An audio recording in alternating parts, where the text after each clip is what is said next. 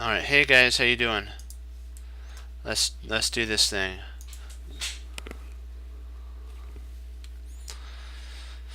Okay, let's see. Casual, random.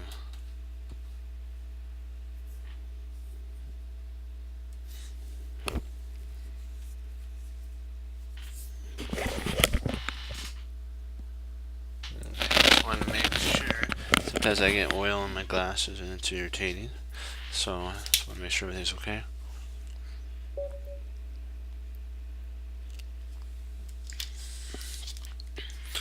Okay, let's head on into this.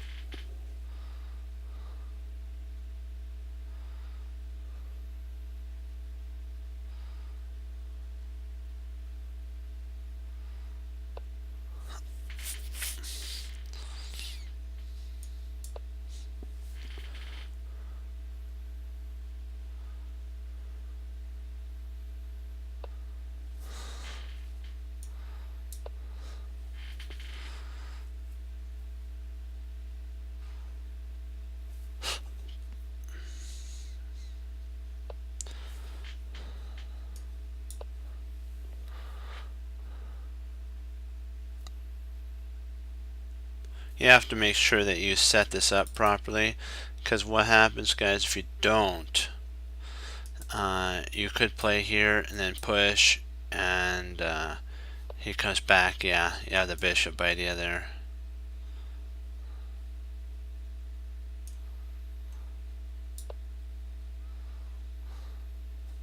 You just develop. If he plays queen here, I just play queen there. If he pushes here, I just takes, and I play a5. Yep, there we go. Come on.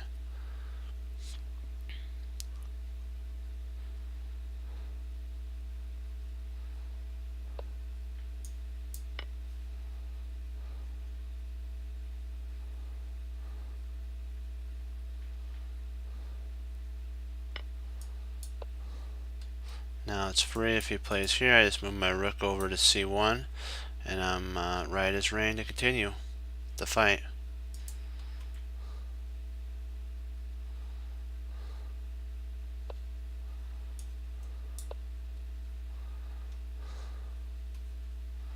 Now I'll develop my bishop to e2. I'll castle. But maybe I should probably play c3 first and then castle. That all depends on what he does. I might play a flexible h3. I mean,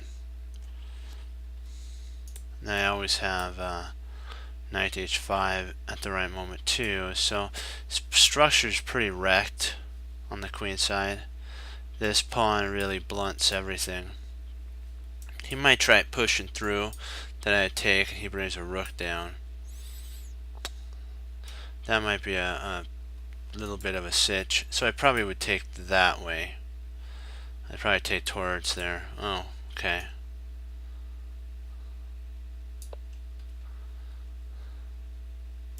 h3 would have probably been a better move. This really causes a weakness. Remember that when we do, guys? With this weakness, you hone down on it later on in the game. You just push up h3, and then now I have the ability of if he wants to come over, he can. He's got to try to come over here. So I'm gonna see if I can't kick out his potentially his bishop.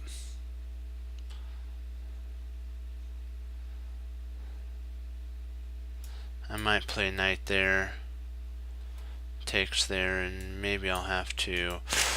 Oh, this is not too nice. Okay, so he didn't play there.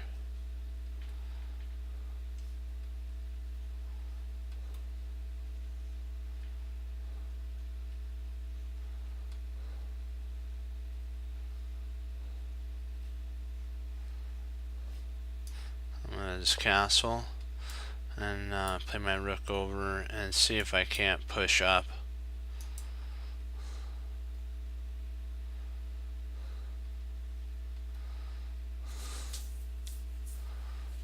I might actually play bishop down to guard there. If he thinks about moving into b6, bishop to d1 would cover this spot here. And then I could always play bishop c2, and if queen takes, I could play rook takes c2, and I've got this covered. And I still have my outside bishop, which is it's a bad bishop, but not too bad. So I think I'd be trading off his good bishop too. So I think we'd be okay in that line, if I'm not mistaken. If he thinks about pushing, I always have the potential for h2, bishop h2. And maybe I could even play bishop to... No, I don't know if I want to play bishop h. I could play bishop to c7, then bring my bishop there. I don't want to do that. I don't think that's as strong of a move.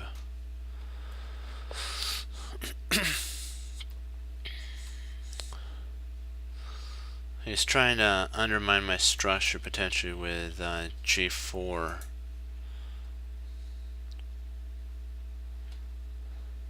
This knight really doesn't have any good scope at this moment here, so I think I'm going to try to reroute it into b4.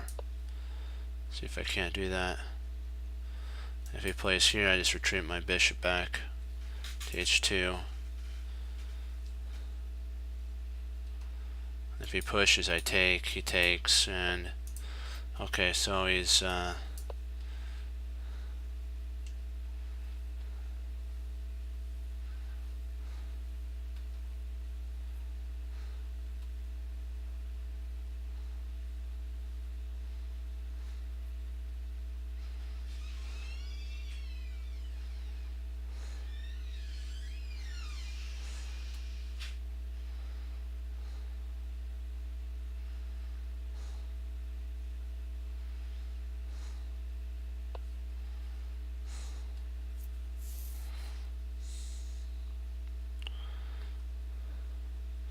trying to see if there's any break points that I can take advantage of.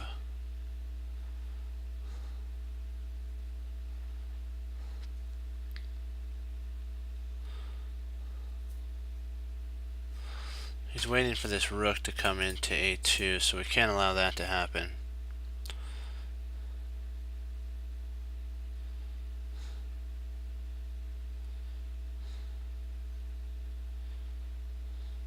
Let's see if I can't outpost my... Yeah, I'm going to play here. I'm going to see if I can't outpost this.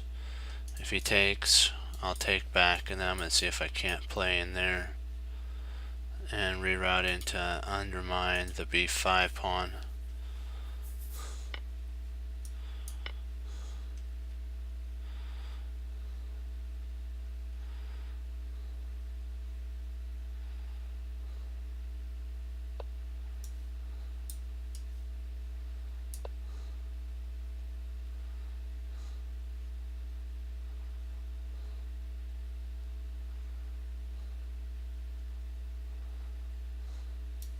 See if I can't play here.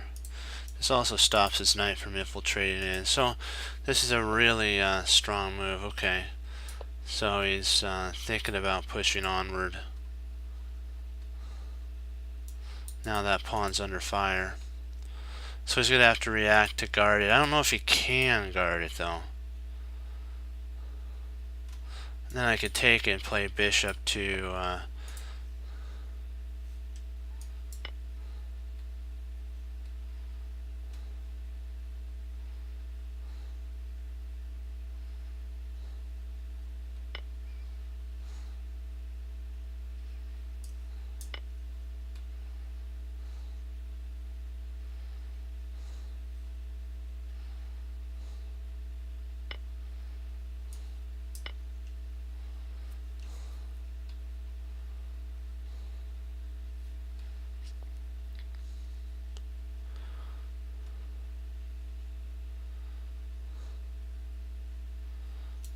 See if I can't outpost my bishop there and maybe get there, but I don't know. I don't know if that's the safest spot for it.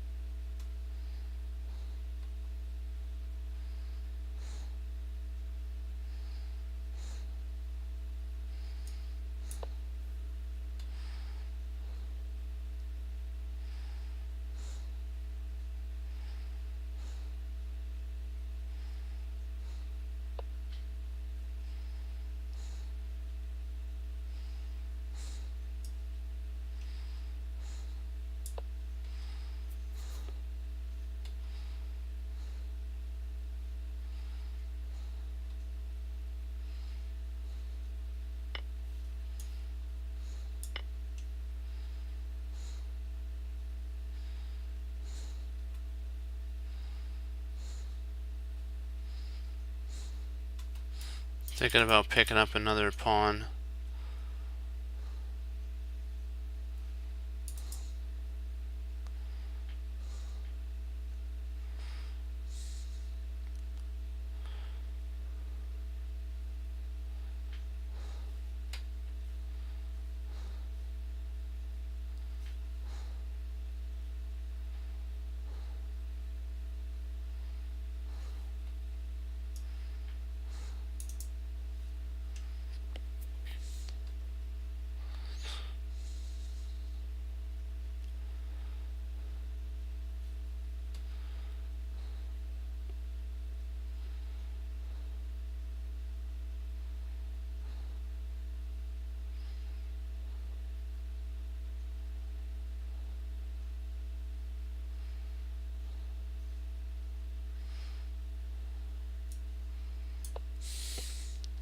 First of all, I have to secure my my king side, so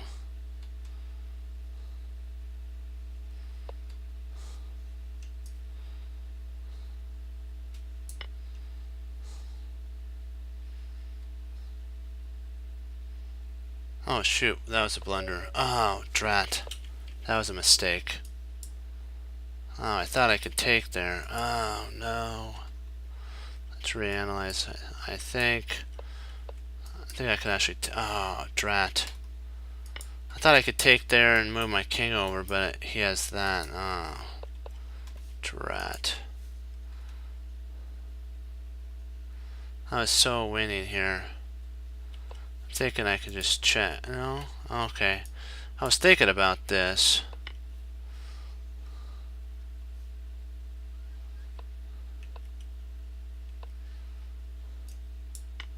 That picks up. Then I move, okay.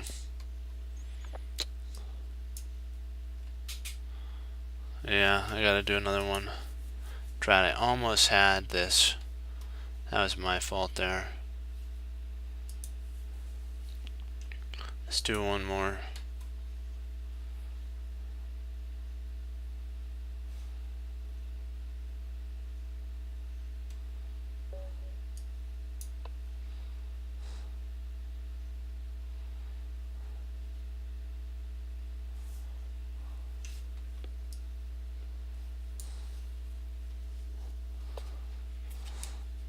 Okay, let's bring this together now.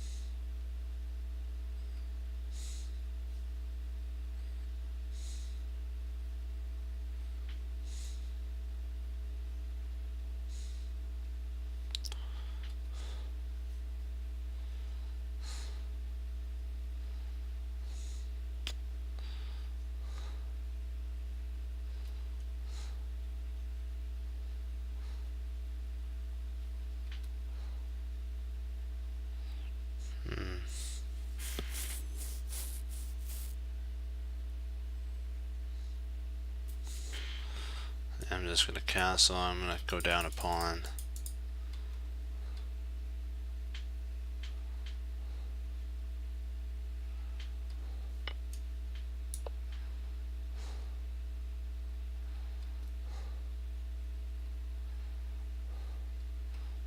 Anyway, so he gets a pawn.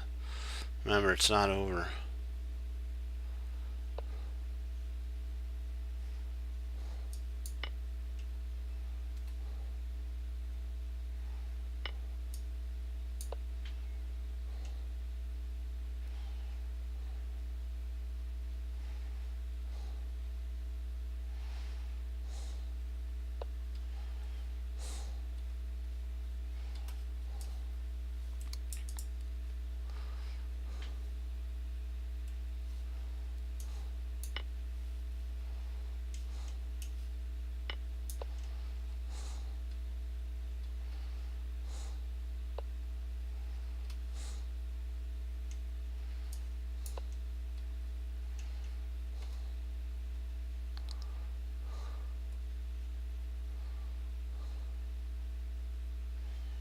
Boom, baby. I'm going to get my pawn back with interest. Yes. Congrats. Sorry. Yes. I'm going to get my pawn back with interest. This should be sweet. He'll have a wrecked structure, and I'll have a good structure. Hurrah. Remember, never over till it's over. Don't give in. Never give up. Never give in.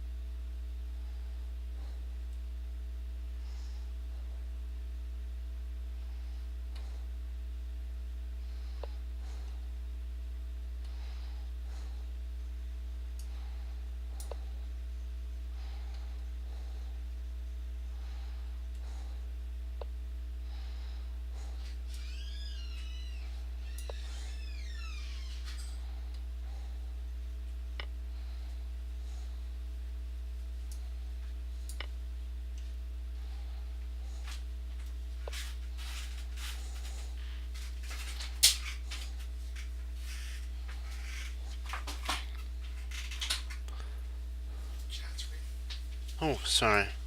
Sorry, guys. Hey, guys. Sorry, I got into it. There we go. Alright. Let's do it. Okay. There. There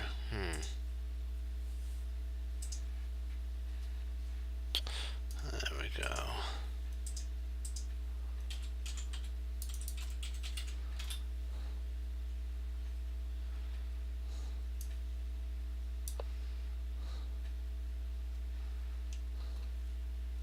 I can get that and then buy in here.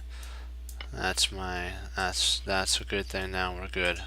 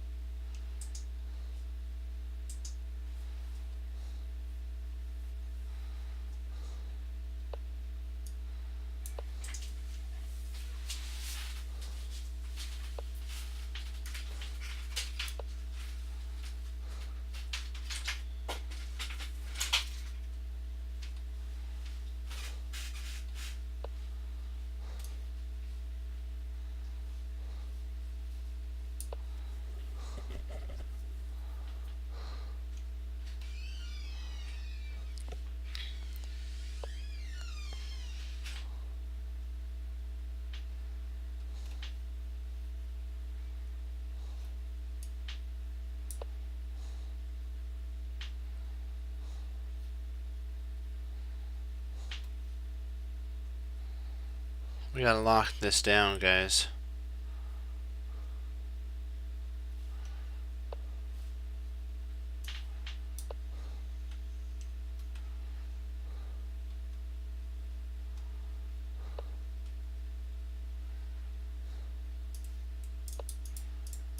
We got the pawn now. Yes! It's ours.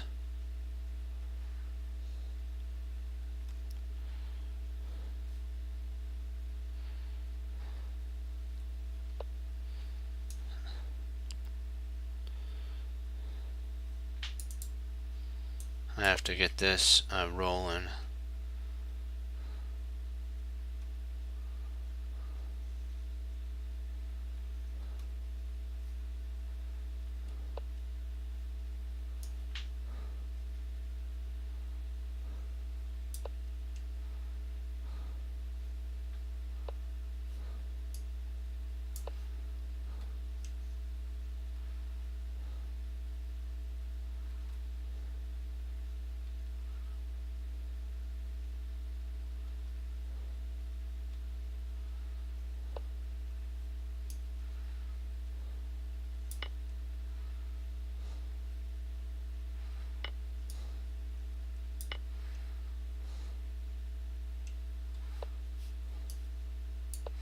Just forgot about this rook here.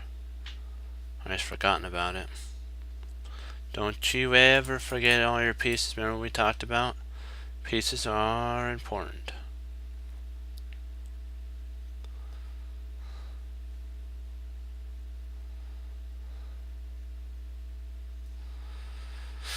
Okay.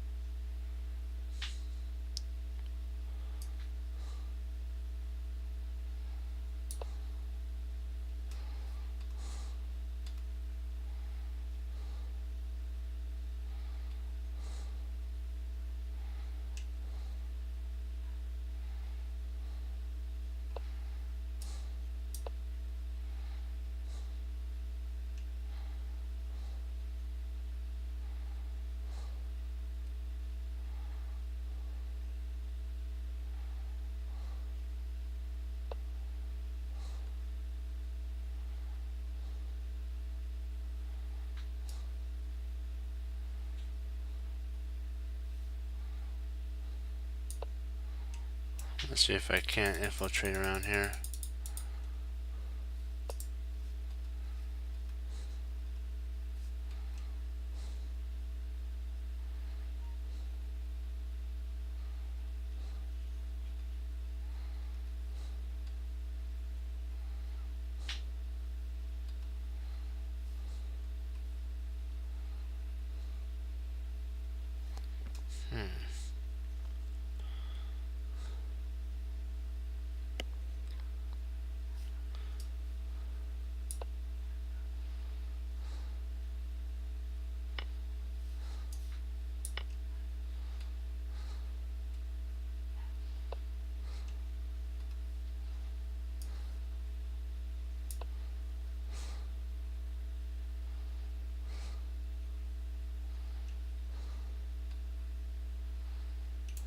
Let's see if I can't get in here.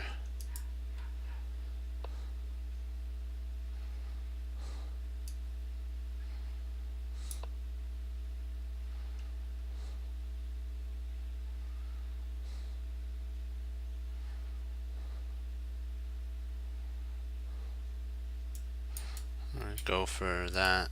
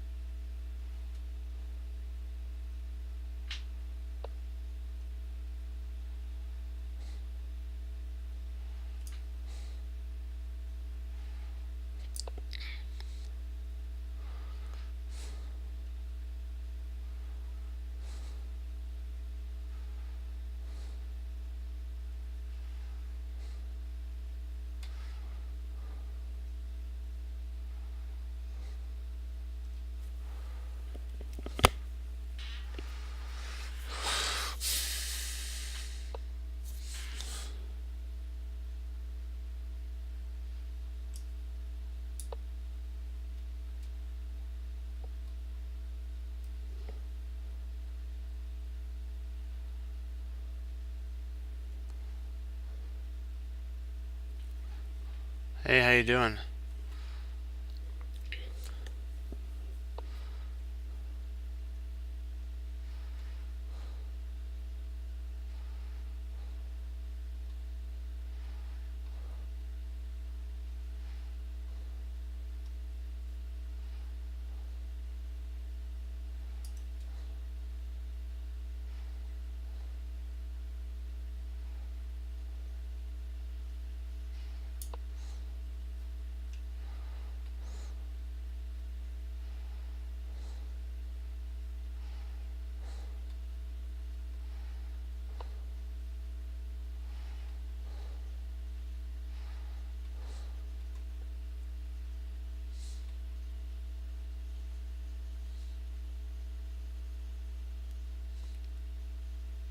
Trying to see if I can infiltrate in and bring my rook down here. I think I can.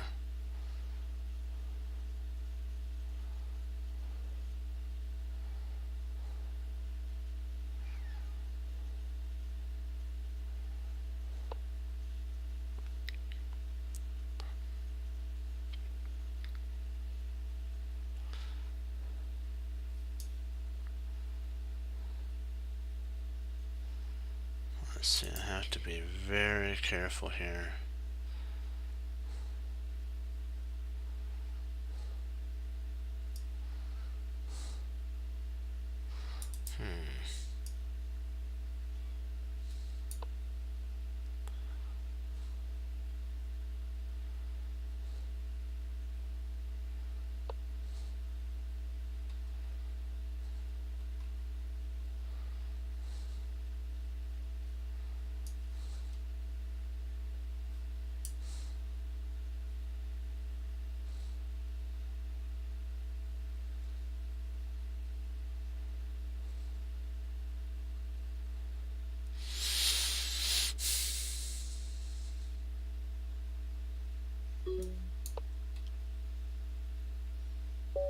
I don't know if there was any way to maneuver around. I think there was. I just gotta find out where.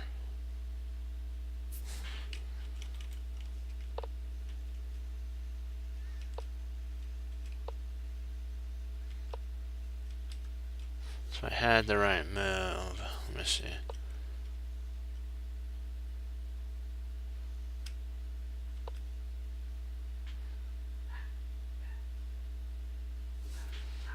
So if he plays there,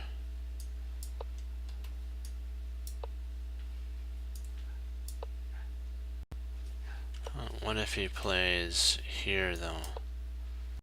Oh, mate 2. Let's go back here.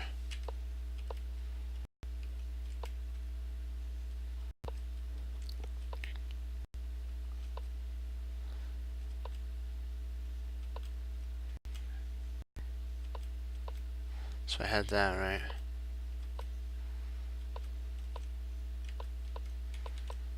Okay, this wins. I thought it might have been a draw though. Oh, okay, we get in, we got this. Okay, I gotta remember that.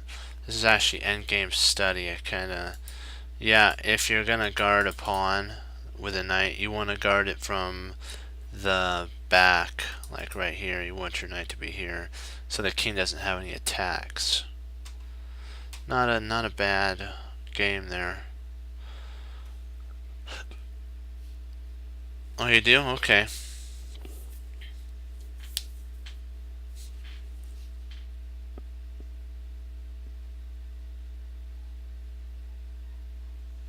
That's funny. Yeah, that is funny.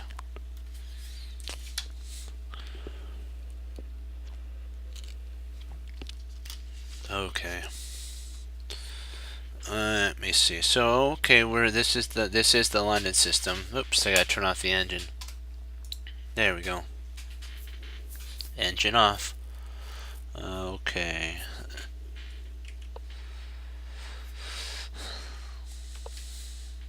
So C5, C3.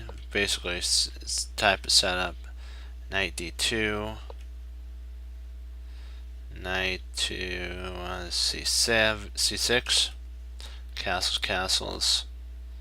Okay. There's a potential. I've seen this played. Then you retreat back, and then he just keeps expanding down the board. So I've seen that before.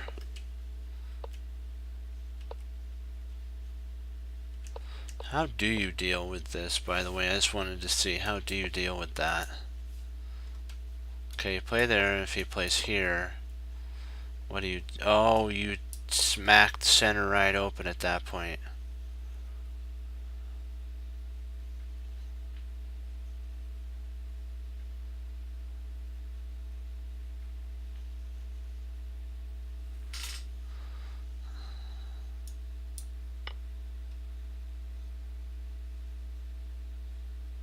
Yeah. Exactly. That's why I was wondering, because I've seen a player play this on me, and sometimes I have to get a a restart in my thought about that. Okay, so now I get it. I get how to handle that now. That's very nice. So it takes. You gotta take with that. And then E4. Yep, you have to break. You have to. When they start attacking on the wing, you gotta hack at the center. And then E5. Remember this?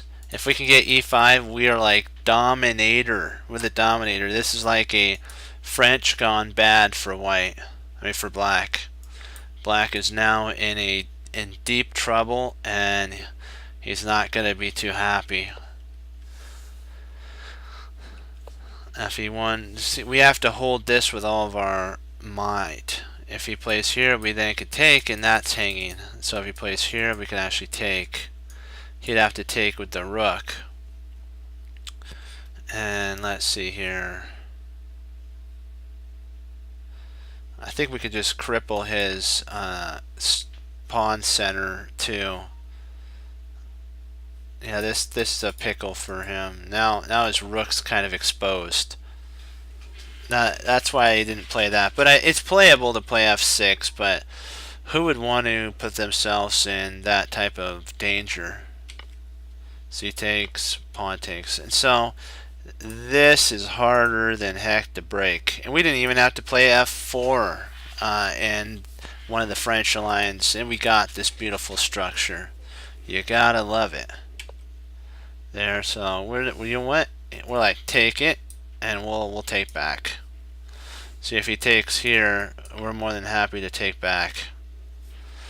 And the more defenders that we can trade off that can attack this piece, like this light square bishop can't attack d4. So if we can get this knight off the board, we have lessened the attacker on d4. You have to always plan for the future. I want to, I want to hold my bind, and you want to keep this pawn on d4 in healthy shape. You want to keep that soldier well fed, well armored up, give him the best tools, and give him enough support troops to come in. Sometimes we have to give up some of our other troops to keep our warrior d4 alive. So so rook d2 and queen takes. Sweet. Now we're getting closer to our goal of liquefying down to a 1 game for us. Almost all the pawns are on dark squares, which once this knight comes off the board for one of our knights, it'll make this bishop very unappealing. It's going to be a horrible bishop. There'll be nothing. If we can trade these off. Oops, sorry, I clicked the wrong one. If we could trade these off and we get our pawns on dark squares, this bishop is very gross, let's just say. Knight h5. This is you could actually potentially do a sacrifice, get your queen in with a pretty gnarly attack on black. So now you see why they start shifting pieces over. King h2.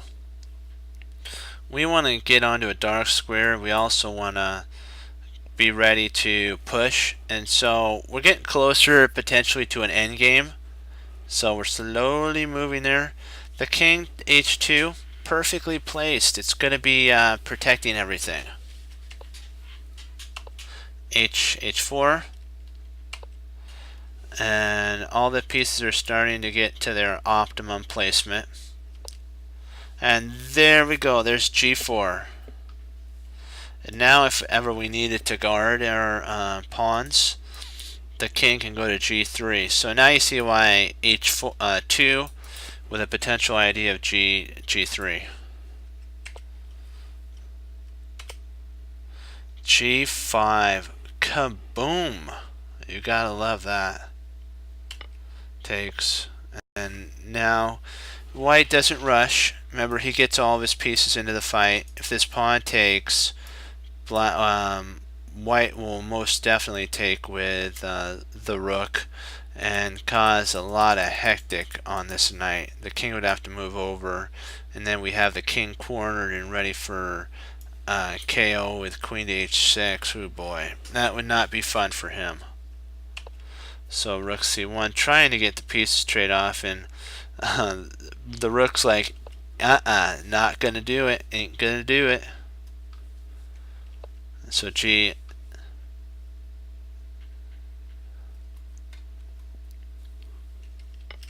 and remember, takes.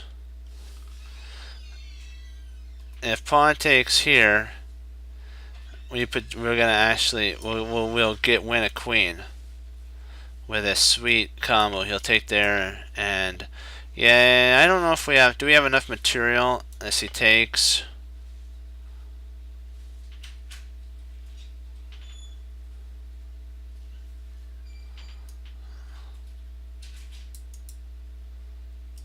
kind of like this move here, because if bishop takes, we'll grab the rook. And 3 pieces for a queen, maybe enough, I'm not sure. It's all in who plays it. Rook takes.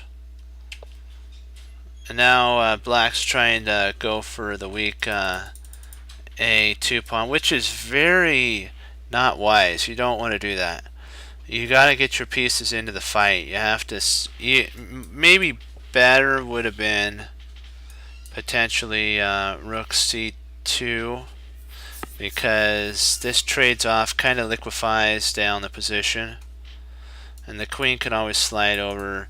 Don't get pawn greedy. It's you know what? I know that if you see a pawn, you could take it. You know, like what Yazzer says. He has the pawn grummers, and you know, anonymous kind of thing. He likes grabbing pawns, so that's cool.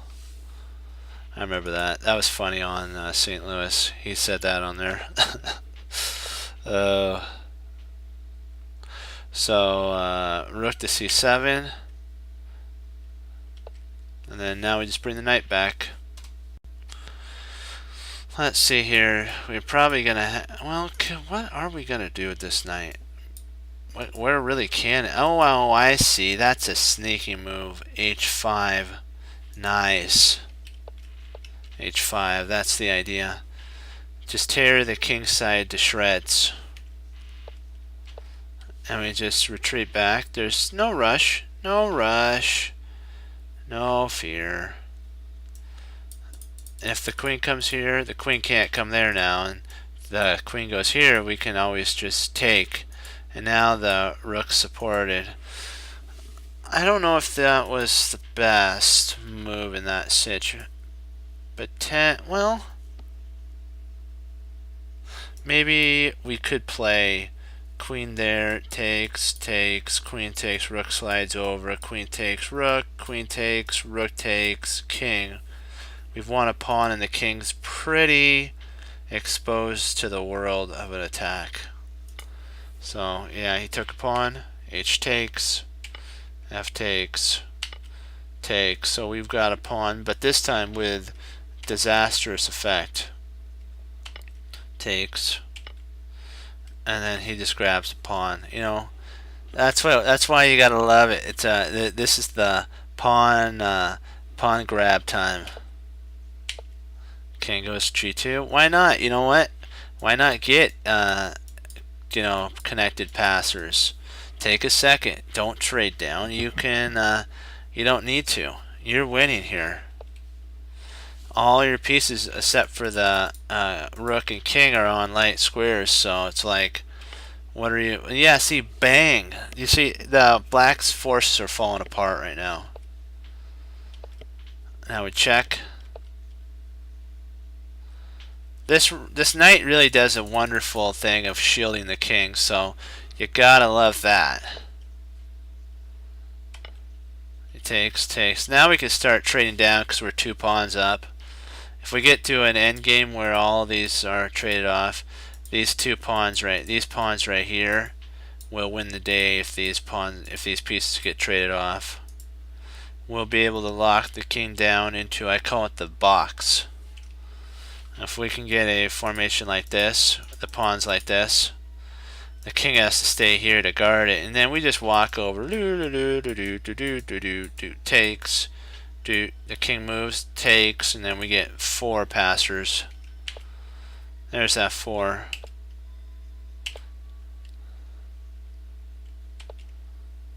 And wham! Oh man, that's gotta hurt. That's gotta hurt. E2. Now we can move our rook, and yeah, this is so nice of a well played game. Well played.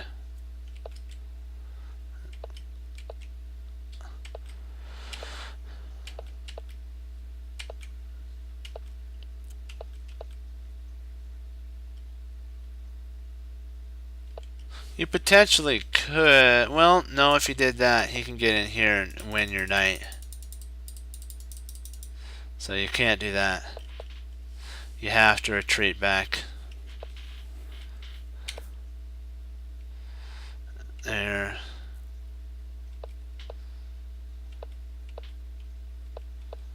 Yeah.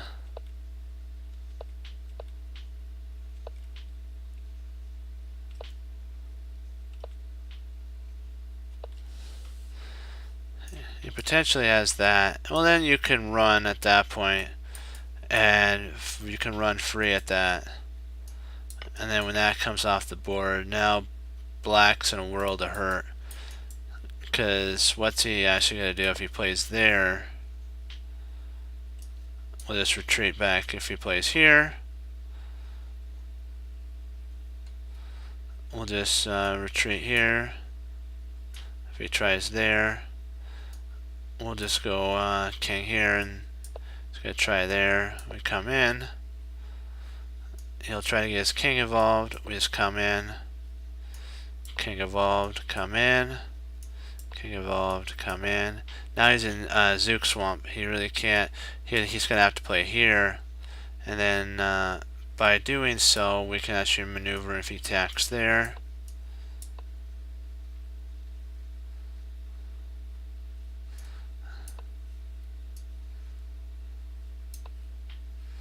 I'm not sure if we can actually win this knight here. I think I just moved my king in.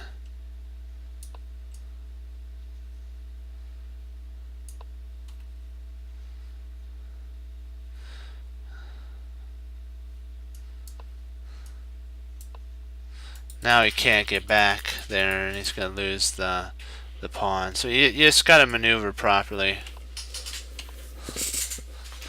Okay. Wow, that was a very bad move. Now he's going to get into that position that we talked about. A very disastrous position now.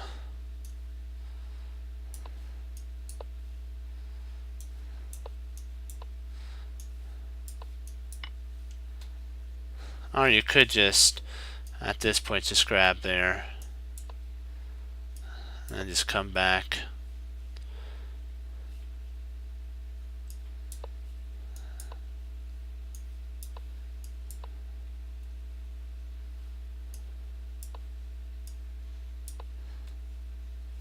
Alright, like just pushing there.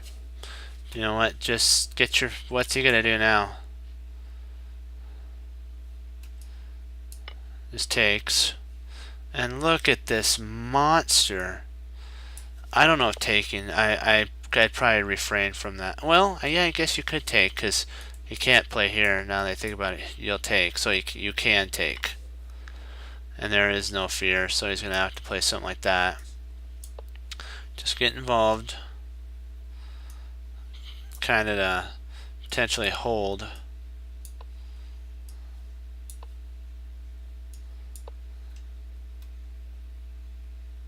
Yes, most definitely.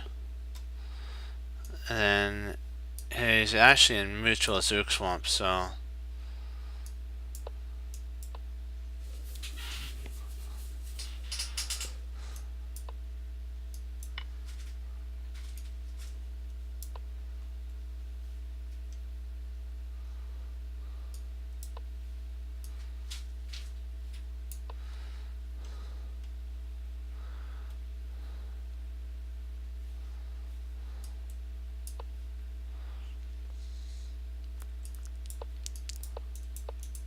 Yeah, it's over now.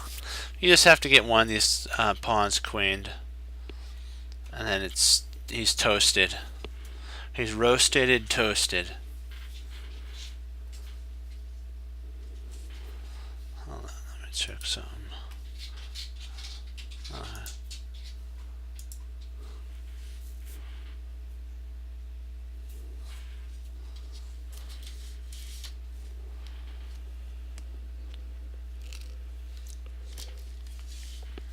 Okie dokie, let's see.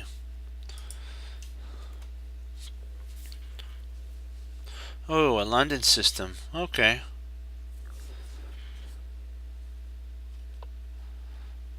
This looks like one that we studied.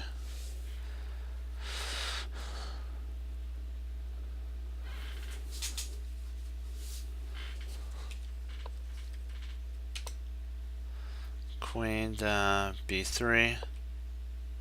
Yeah, this is a we're eyeballing b7. So a3, and then we have bishop to d3 with rook to g1. Yeah, black's in a world of hurt already, and the game has just begun. It hasn't even gone to the middle. Well, I guess it is in the middle. Well, in theory not, because these rooks, usually the sign of a middle game is when these rooks are connecting with each other.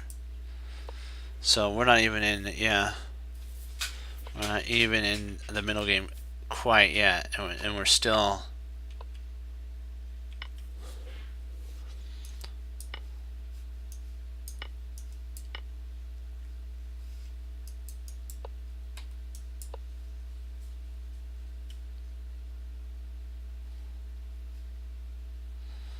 yeah, I don't like white's position now, so probably taking would have been a tremendous blunder. Not a blunder, maybe a mistake, because a blunder would be losing like a pawn or a piece. Castles. Oh, so we're using the somewhat of a Dutch kind of setup.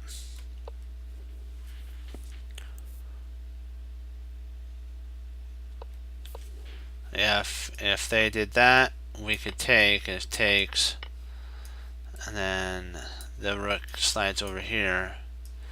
We just retreat back. And I really prefer white now in this line. I like white really, really a lot.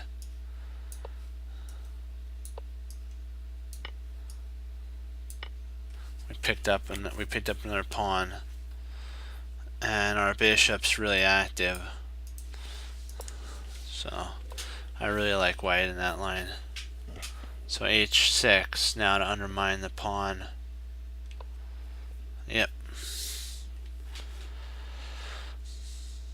We really, oh wow, takes, bishop takes.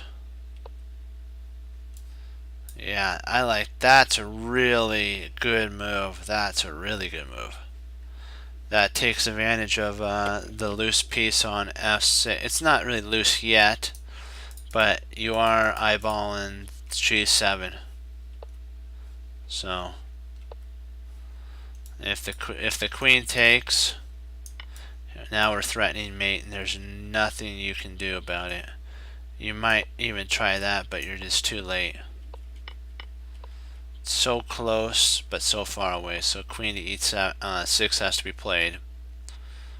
e4, we're trying to dissuade the queen to move, or persuade.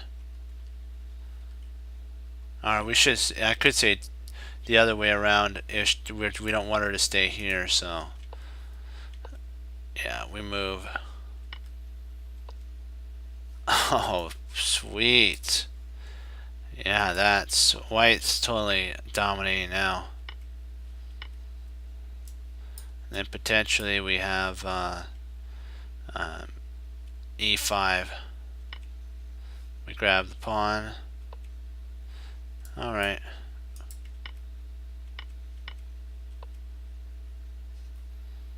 You might try, but I think that you just intercept there, and you'd be in a world of hurt at that point.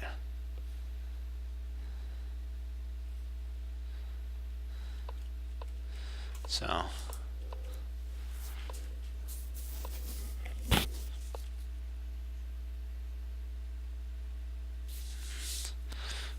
we could potentially go oh, f4. That does take advantage there. Rook a6. Okay, now we can actually double up and cause some double trouble. Rook e5. Nice. I really do like that. Queen d8. e5. Throwing a little bit of tickling of black.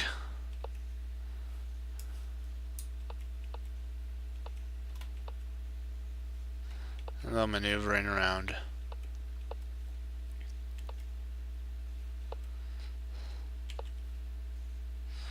too bad we didn't. If the queen was forced to take, then we can win. But the queen's not forced to take. Now the rook's pinned. He's in trouble now.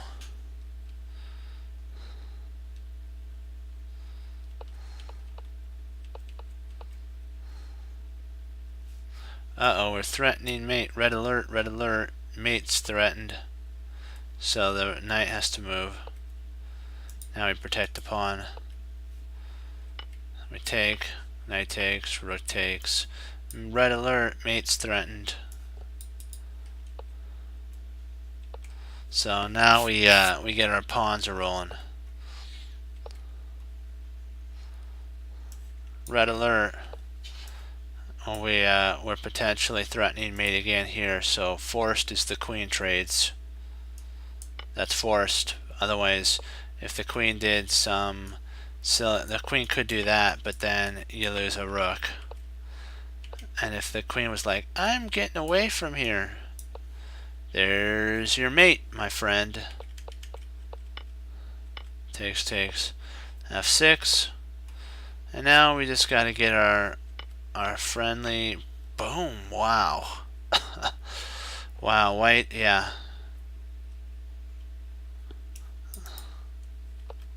Well, doing tactics with you guys really helped my tactic play, so I'm able to spot the tactics better. Yeah. Now we got these two, and this rook's gonna have a headache just guarding these. And we can now get our king. So the theory of two weaknesses will eventually arise. We'll get our rook in here and pick up this pawn. Eventually we'll get this rook off this rank, and we'll get in here and grab that. But first we have to hold this pawn.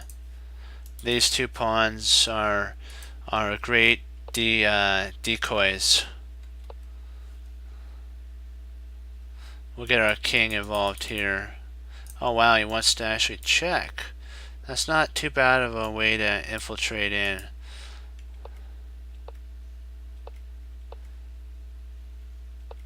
I like that move actually. He wanted to do a check here, so the rook came back here, and yeah.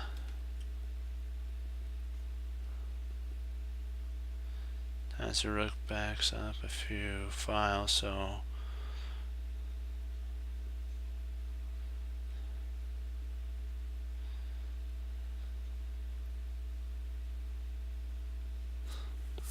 yeah, you have to if this wasn't an engine, this would kind of make a it would make a player very nervous. There's also I think there was the last game of the tournament, Levon Aronian was facing Alexander Grushchek, and he got him in time pressure, and he just kept it was funny. Well, I was just laughing like no end. He started doing stretches, and I just thought that was funny. I think that was kind of irritating Grushchek a tiny bit. Well, you know what? I figure this: if you have a kink and you need to kind of get it out, you gotta stretch. But I just thought that was funny because I remember what Nakamura said. They had on the U.S. Championship 2017, I believe, the one when Sam Shanklin won. They asked Nakamura what makes him kind of like a little bit irritated, and he says when Levon does his stretch, he does this certain stretch, and he's like, there's like peeps or whatever they call it, things that irritate him, and they kind of had a couple, and some of like I think Fabi's was like, if they move pieces or if they do some, like if they drink or something like that or make certain noises. And it was funny how little things that you wouldn't even think that would bother grandmasters do. So it's those kind of little things that I think are funny. It's kind of cute.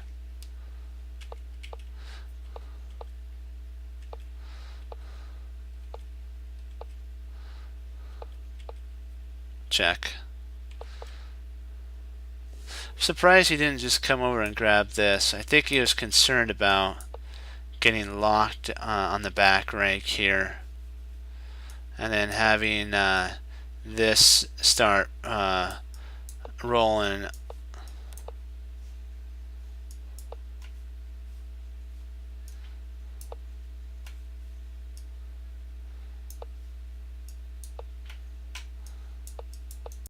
I think that's kind of what Black was concerned, why he didn't grab the pawn and just moved his rook.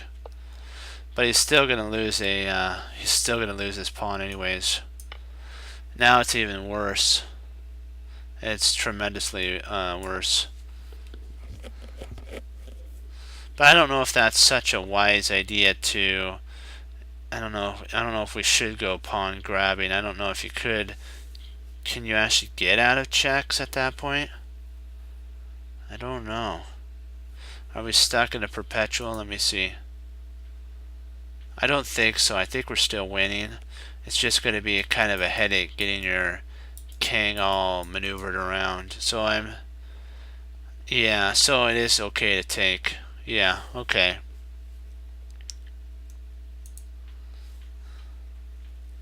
That was a very cool game. Do you have any questions on any of it before we go into our London system? Training some more. The London system versus the Dutch defense.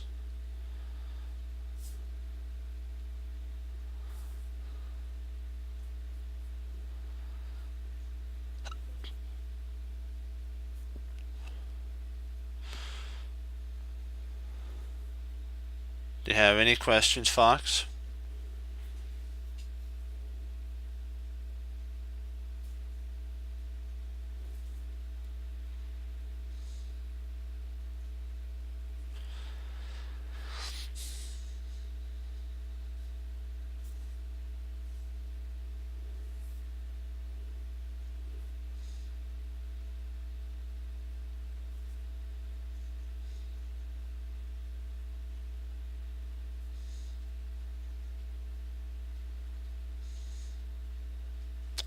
Take that as a no, and so we'll get on to our London studies.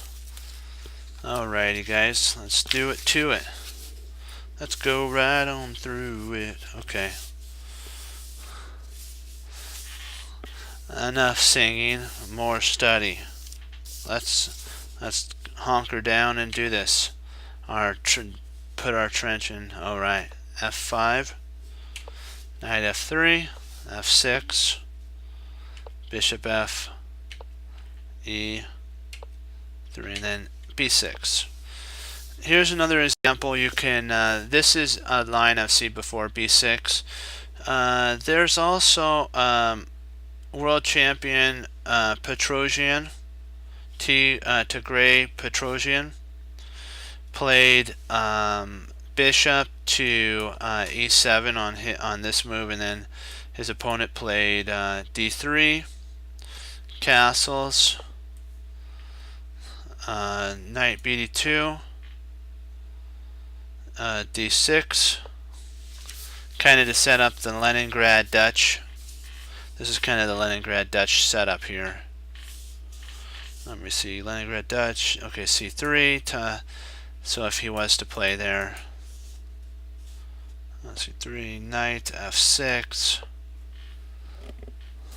Because in the Stonewall, you cement your pawns on light squares, and like that.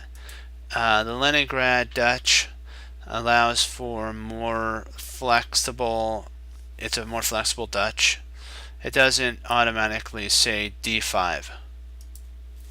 So You're not telegraphing your move to your opponent to say I'm playing the stone wall, and your opponent knows how to play the stone wall. Let's see here. Okay, Queen C2. This is so that at the right moment we can play E4, or potentially more likely castle, and then get our pawns flowing down the board. So Queen E8. Petrosian played that. Let's see. Hold on. Okay. H3. Because potentially black might try the sneaky H5. Knight H5 and try to get our bishop. And we don't want that to happen. This is only one of white's only trump cards. Or trump pieces in the game. So D7. Okay, a bishop H2, G6. So we potentially he might be setting up for a stone wall just a little later on in the game. E4, wham. Now our plan's coming to pass, but I think it might be a little too fast. I think we should castle and then maybe do it, but we kind of got to hack away at this. Well, actually we don't, because he really doesn't have anything on the queen side. White should actually probably castle queen side here and then have played that, but I think they were afraid that they were afraid that this was going to actually happen, E4 or E5, and that would have wrecked white's pawn structure. It would have destroyed the top of the pyramid. So rather than that, he kind of decided to go for an attack at that moment with E4. So you have to weigh the odds. Is it worth castling and ruining the top of your pawn structure? I don't know. You have to make that decision as a chess player for yourself. It's all a personal thing. But like what Ginger would say, it's not worth it. But maybe for if you feel like uncomfortable, like back here, and you're like, I really don't feel comfortable playing this right now, you could castle. But I think I was afraid that E5 was going to come to pass. But I think we'd still be okay even with that. And I think we're down. I think then we just take here, takes, and check. And I think white still would be better in that line. So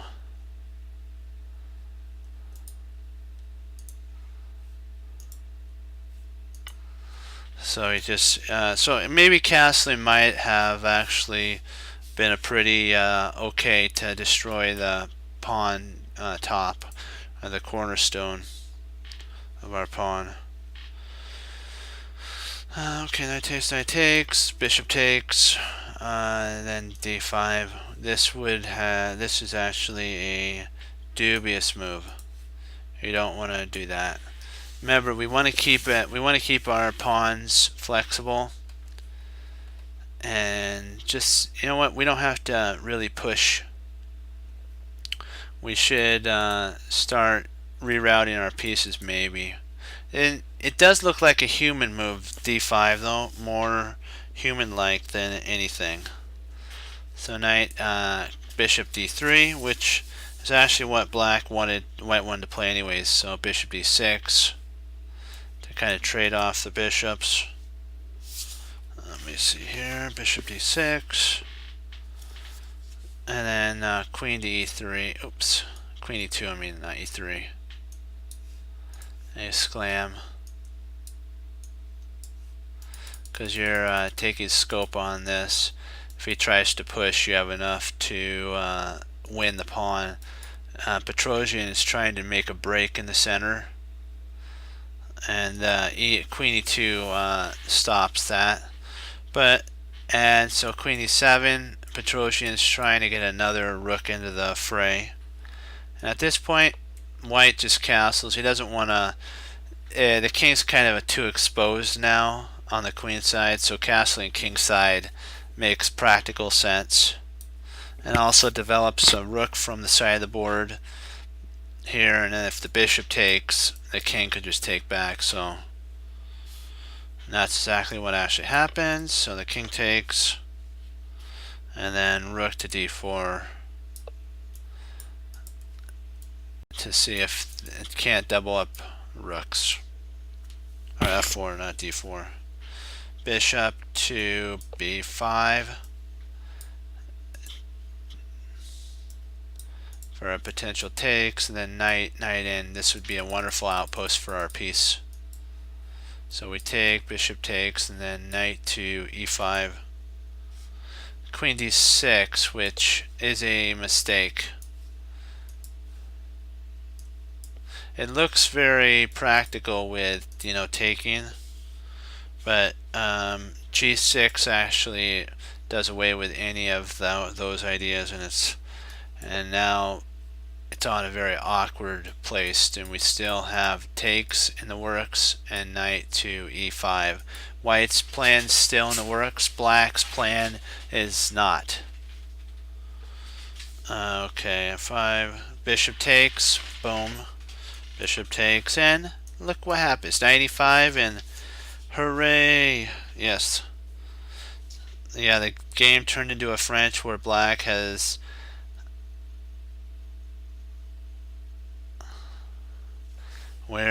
black's bad bishop. This actually turned into what looks like a French, and it turned into where white has a better knight, black has a horrible bishop, and now all white has to do with proper execution is convert the game to a victory.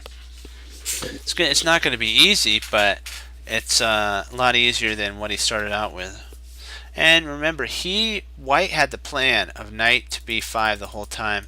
Black didn't have a plan. Black was trying to stop white the entire time from doing this, and it costed him with awkward piece placements.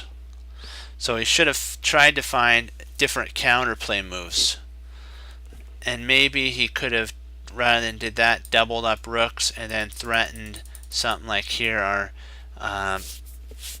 maybe moved his knight, something. But what he did was very foolish. He played right into white's plan. So, okay. Okay, 5. Bishop b7, g6. Okay. This is not a bad way to set up the pieces. It's a mix of the Leningrad for black with the Queen's Indian position, because it's similar to what happened in what's his name? Gadakomsky versus I forgot. This is how you spell the gentleman's name. Smirin, and it's from one of our previous chapters. So this is kind of the setup that Gadakomsky set up for white, and it really is a good move. C4. This is played so that potentially if c5 is played, let me see, playing c5 break. Today I would opt for c3, and then he goes bishop g7, castle kingside, and then castle kingside. This is more of what's played, and then a4. Remember what a4 does? It stops this from coming to pass. It's kind of a prophylactic idea for later on queenside expansion and attack. So c4 was played though.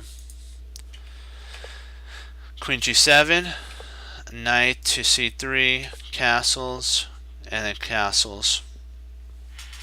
And then e4, exclam. As we saw in the Gadakomsky game that we just talked about, the knight swapped swaps often helps black to free up his position when white plays c4. So remember why we play c3 is for the potential knight to d2 and to c4. So why we play c3 is not just for playing c3's sake. It's because the idea is based, c3 is based on, I'll show you. I'll just go back to our game. It's based on this, potentially knight to d2 with infiltration into knight to c4 to bishop to c4 also. But he didn't do that. He played there, castles, and then e5, e4. This helps black to free up his position because now his bishop has good scope of an attack. So rook c1, bishop d6, and we just retreat back because we know what the next move is going to be. Potentially e5. So black just, white just, beats out of there and goes back and figures. And a lot of players, like I said, some players don't have full board vision, all these squares, and so they may put a piece on a square that your bishop could take the rook. So sometimes just parking your bishop for a while to h2 does put a kink in a lot of players' games, because then they have to worry about this and placing pieces on this file or diagonal. So rook takes, knight takes c3, and then rook takes c3. Then he plays the really odd, dubious knight to d7, which there's really no point to that move. Just keep it flexible, play c5. And that's actually an exclam move because it locks down a lot of white's play. Remember, if black can stop white from playing, he gets the a4 and b4 ideas. He then has he has a good game because white's idea in this type of setup is a queenside expansion attack.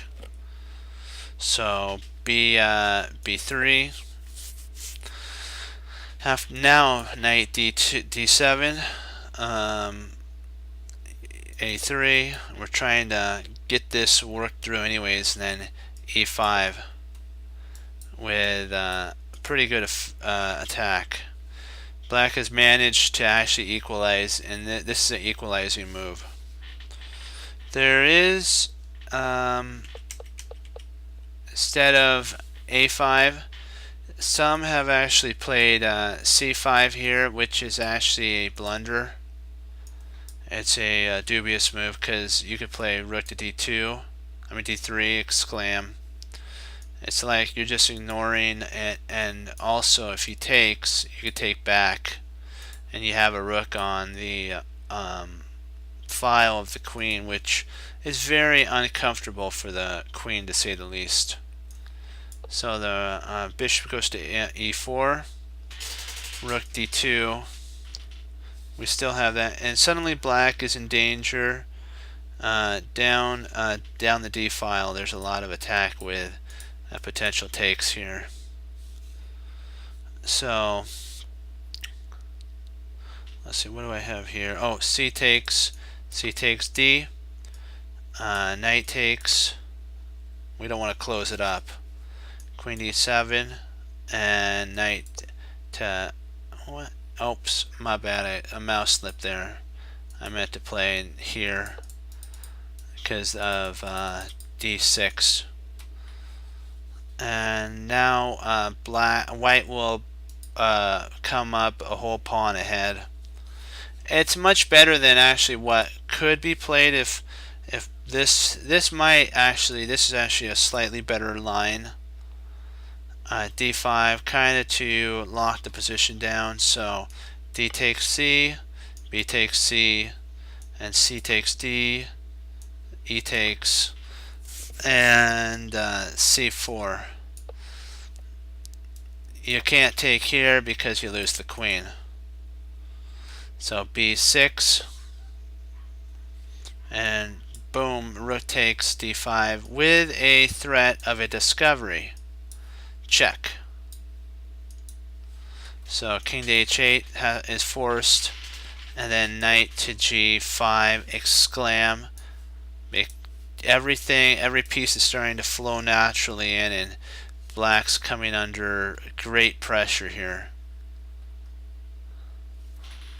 There is a potential he could actually play the takes here, and the reason is, if you guys are wondering, is there's a fork there. Why, you're probably wondering, why can't he take? It's the fork that he was fearful of. And so knight coming there, and if bishop takes, we still have an attack here. If knight comes there, now you have knight to f7.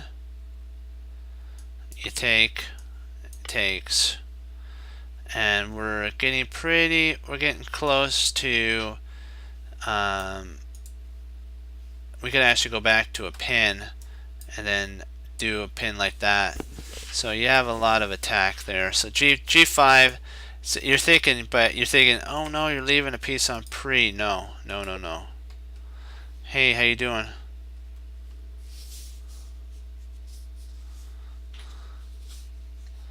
So now we're in. Oh yeah, we can. We got time to review a game. So we're on move 12. Okay, gotta remember that.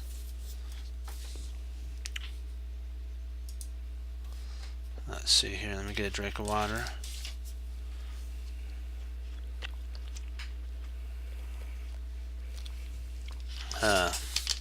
Much better. Excuse me. So e4, e6, d4, d5. He takes. And this is the exchange variation of the French.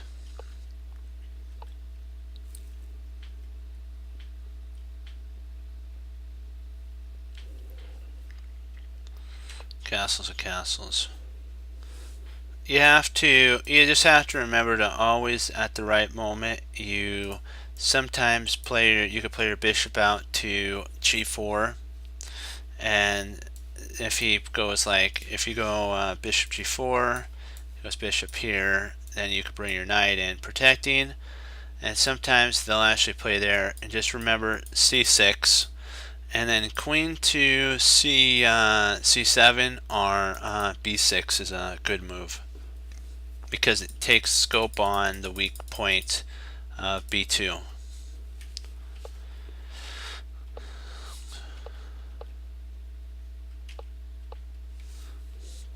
Now there's a sensitive spot there, h6. I retreat back, and then I go bishop to g.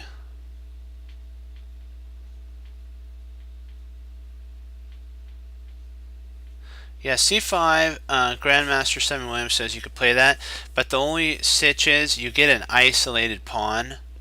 He says if you kind of want more of a dull position in the French, and you don't really want to risk a lot of pressure, and you want to build up, c6 is your move. But if you want a really good attack, there's certain times to do c5 though.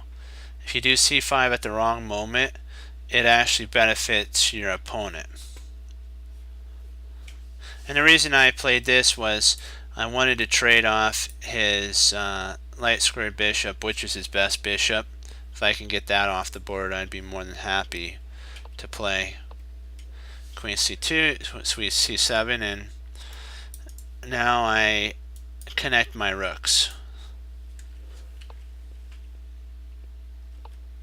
And I just develop b5.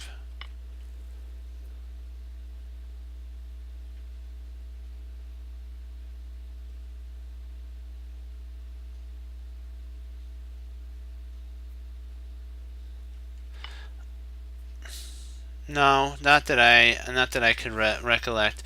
I traded off here because I didn't want to actually at this point fracture my pawn shield, and I'm getting ready to liquidize down to more of an end game. His pawn structure is kind of not good, and so it's on the same color as my bishop. And so my plan was to actually try to get down to a bishop of the same color, and his pawns are all locked.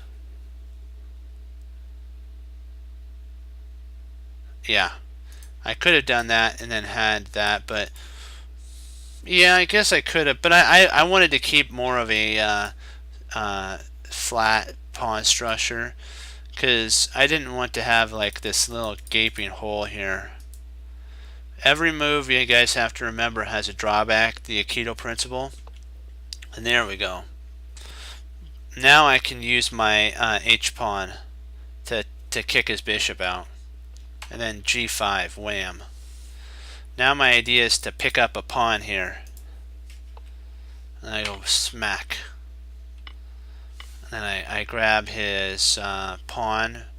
And now I'm up a whole pawn, and I have a cross pin on the queen. I just grab that. Yeah.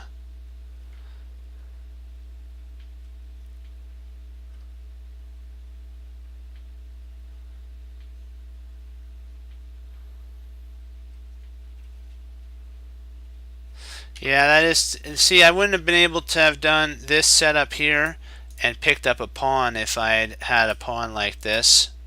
If I had my pawns like this, or or had pawns kind of like this, it would have been kind of awkward with the pawn there. So you always have to weigh the pros and cons. And yeah, in comes my knight, and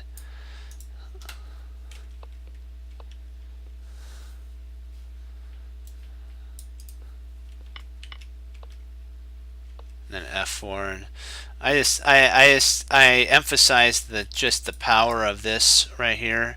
Now I have a huge scope. He played G4, and I attacked, and I can actually do that. If he plays here, I'll just move my king up, and his knight. If he plays here, his knight's trapped, because he can't go here, here, here, or there.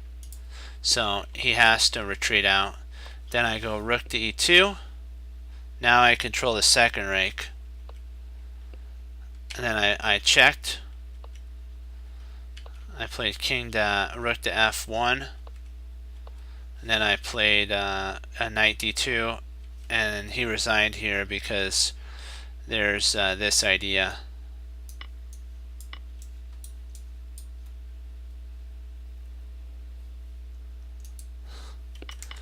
And he would actually at this point have to play rook up, because he can't afford to have a knight there.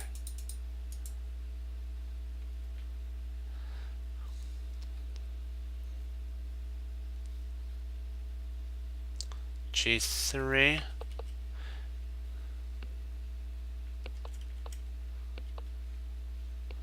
Yeah. The computer said that potentially this type of setup here, undermining this kind of setup, is okay. Yeah, I wanted to get this in. I think potentially I could have actually done that, but I was just a little concerned of maybe. Well, I guess he really couldn't do that, could he? Well, maybe he could play here. I play there. He plays here. I first take. Okay, yeah, I guess I could have actually won there. Yeah, that would be an interesting. I think though he could actually at this point play. No, he can't play there because of me. Huh, that is interesting.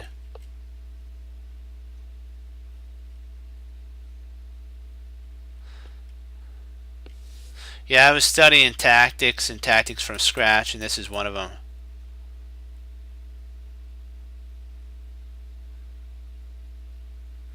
Yeah.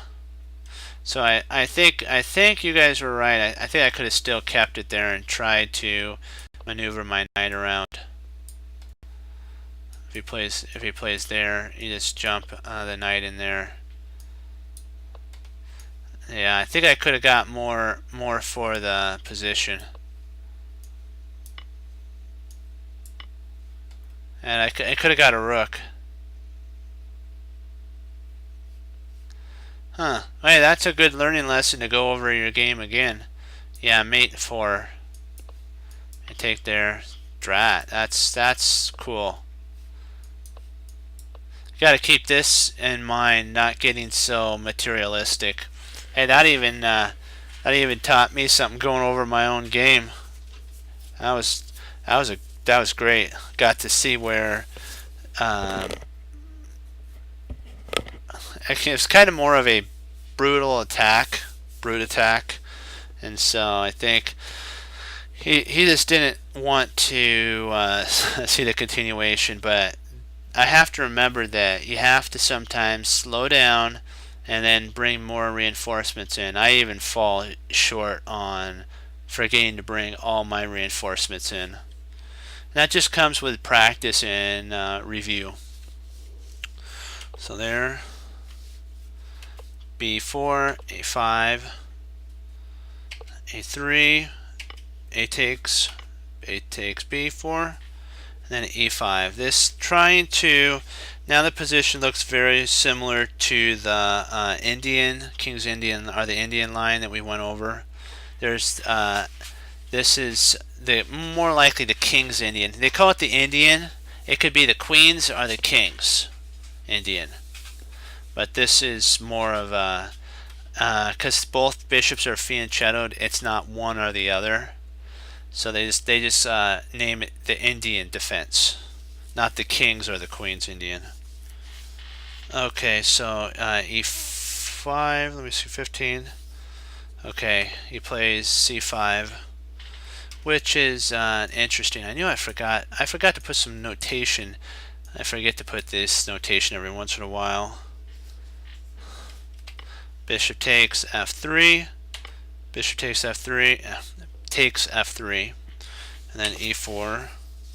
And white plays a slight dubious move. There's really no reason to force this attack. If you don't have to, you don't have to go down a piece. Just retreat out. Your position is much better than your opponent's. Remember, your bishop, your dark square bishop, isn't bad. It's outside the pawn chain, which Jeremy Silman says that it's a good bad bishop, or an active bad bishop, which an active bad bishop is still good. The only reason it's called a bad bishop is because of the pawn, where the pawns are on the color. But this bishop is a good, still okay, because of where it's outside the pawn chain. Otherwise, he says sometimes if you get a pawn chain like this, and the bishop's like right here, he calls it a tall pawn, an overgrown pawn, because the bishop acts exactly like a pawn does. It doesn't have any free scope like this bishop here. It's and also Grandmaster Simon Williams calls it an entombed, like inside of a tomb, entombed bishop. So okay, sacking a piece for 3 pawns, but this one is not nearly as strong as the one we went over with Spassky in game 56. That's back a ways. There's the best move they said in this line is like what we just talked about: bishop e2, b takes c, b takes c, d takes c, and then rook to c2, I believe. Let me see. C takes d4. Because we don't want to make an isolated pawn. And then let me see, what can we do? Am I putting this in right? I gotta make sure. Hold on, let me take a scope here. Let me make sure I have this right. Okay, b takes c2. Okay, c takes. Okay, okay, bishop takes. There we go. Gotcha. I knew sometimes I forget the lines on my notes, putting them in. So you sometimes gotta take it nice and slow, put them in right. Otherwise, it kind of doesn't make sense. It's like it's white's turn, but it has to move this. Then I go back and I'm like, I missed a move. So you just delete it, put in the correct move line, and it works. Then 6. Okay, e takes. Oops, sorry, e takes there. And then rook to a4. That's an exclam mark. Oops. Okay, d5. Rook f to a, and so see, they're trying to get the bishop, queen, but even if they did, we could just move up, and the bishop protects the rook. So we're still good there. d6 is played, and now this bishop's cemented there almost permanently, close to permanent. White has several advantages here in this line. And there's one other line I wanted to show you, but I wanted to read the advantages first. It's a little bit back. The D pawn is deeply entrenched in White's camp. Black's knight is passive. It is in a passive stance of stopping this pawn. 2. The bishop pair will be tough for black to neutralize in this open position because the center is open now, and so both these bishops have scope like this, domination in the center. Okay, and white has a firm control of all the light squares because of course we notice black doesn't have a light square bishop, so this bishop dominates all these squares here because there's nothing to stop it. The knight was exchanged for the light square bishop. And 4, black is tangled up to make use of these pawns are all kind of stopped by white's pawns, and he can't make use of his firm pawn chain because it's kind of like weirdly set up. It's tangled up, messed up. But okay, we gotta go back to 22. I wanted to show you this really cool move here. If black played a slightly inaccurate move of queen takes here, this is a pretty cool one here. I gotta show you. I almost forgot to show you guys. Rook to d1, and then the knight falls. It's like, whoa. And the queen can't guard it because boom, it doesn't matter. So taking with the queen is a very bad move. So it loses a whole piece. It was a blunder. Alrighty, we will get right back into the fray of our moving. 18. Okay, E takes F. D takes, because remember, white's getting 3 pawns for the piece. Queen moves and then queen takes. So we got 3 pawns for the piece, and so we have to. And white's pawn chain is in one piece.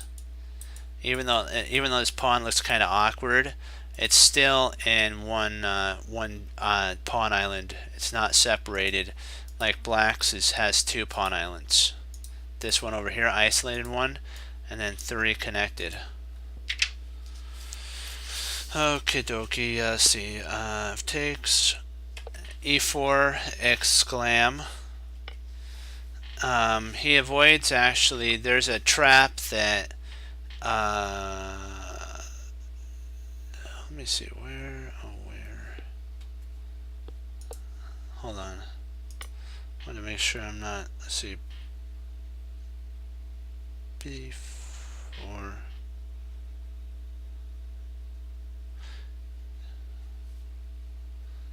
What did I oh snap, not E, that's silly me. It's actually here, E7. This was the move. I'll redo it. Somehow I thought it was E8. Go figure, huh? So then we take here. This right here is what they're talking about. This is a not a very good move here. Actually the move was. I have to put in the correct move line. 1 second, guys. E4. Then that gets an exclam. Sometimes I don't like. Sometimes I forget that I read the wrong number, but this would be a mistake here. Now I got it right. So you have to just go with the flow. I remember when that's what my grandpa taught me and my mom and my dad, that you know what, life happens and sometimes you just have to work with the situation you have at hand. So this gets an exclam mark because you're thinking, oh no, you're giving up your glorious. No, we're not giving up that. And then queen, rook takes, and then we win we pick up a knight in the end, and we regain the piece. And this time we actually are 2 pawn. Or let me see, we have 5 and he's got 4. We're a whole pawn up in this line. The king would have to move our move, and we grab the knight, so we're up a whole pawn. So e4, e takes, f takes. Okay, let's evaluate the position. White's piece sack has netted 3 pawns. Also, the C7 pawn is just 1 square away from promoting. So we've netted 3 pawns, and this pawn is 1 pawn square away from promotion. And it ties black down. Actually, it ties black up. On the other hand, white's pawned on b4 has become basically a target to a rook, and black has access for his knight potentially once we're pushed to d5. Actually, you could just go here and in there, and you got your knights on d5. So you have to always weigh the odds. White does have 3 pawns. 1 pawn is close to queening, but there's always drawbacks. It's the one who can have the least drawbacks that wins and gets the most for them. Okie dokie. Takes. Okay. Takes. Rook f to c1. We're trying to push this pawn right on through. Okay, c1.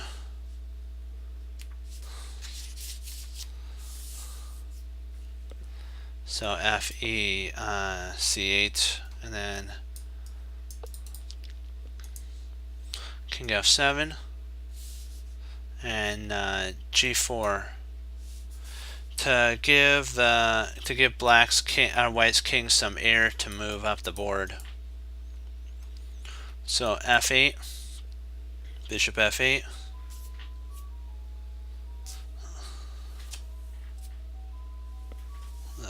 Finally got it. The bug was bothering me. Okay, bishop f8. Let me see, where are we? Oh, gotcha. b5, because he was attacking it. Where am I? Oh yeah, it's black to move. That's right. Okay, see here, we're gonna try to trade off, and then he goes after our pawn. Rook b1 to guard. But our pawn is still 1 square away from queening, so it's not like we are down anything. We're still 1 square away from queening. So black has to constantly, in the back of their mind, remember that this is 1 square away, which means this rook has to stay idle there. Okay. Okay.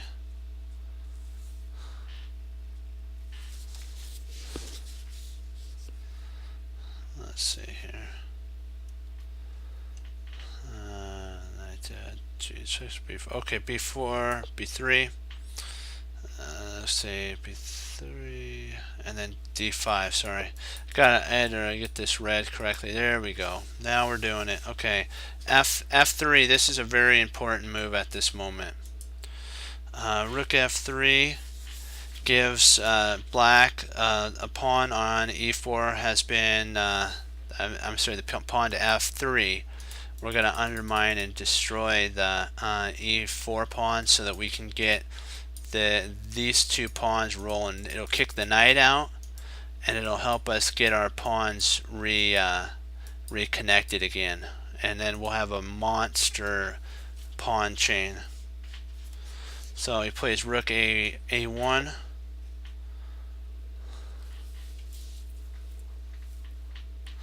Rook A1, okay. E takes F. If rather than rook to rather than rook to A1 check, you go E takes F question mark, and we play E4. And remember, we're getting our pawns rolling.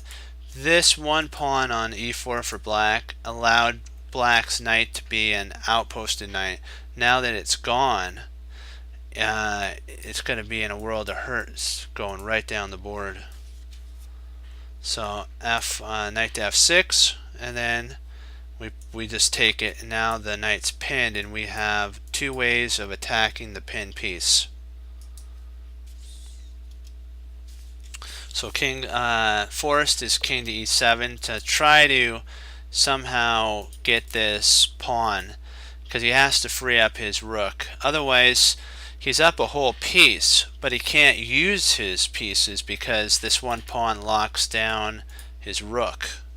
So he has to get his king has to run over to the protection of his artillery unit to kind of free up the soldiers, his soldier, to be able to move. Okay, so okay, okay, FD. Oh, here we go.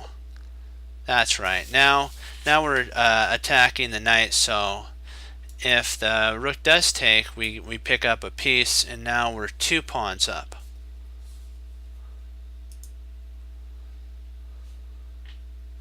So rook C to F2, knight D7, D5.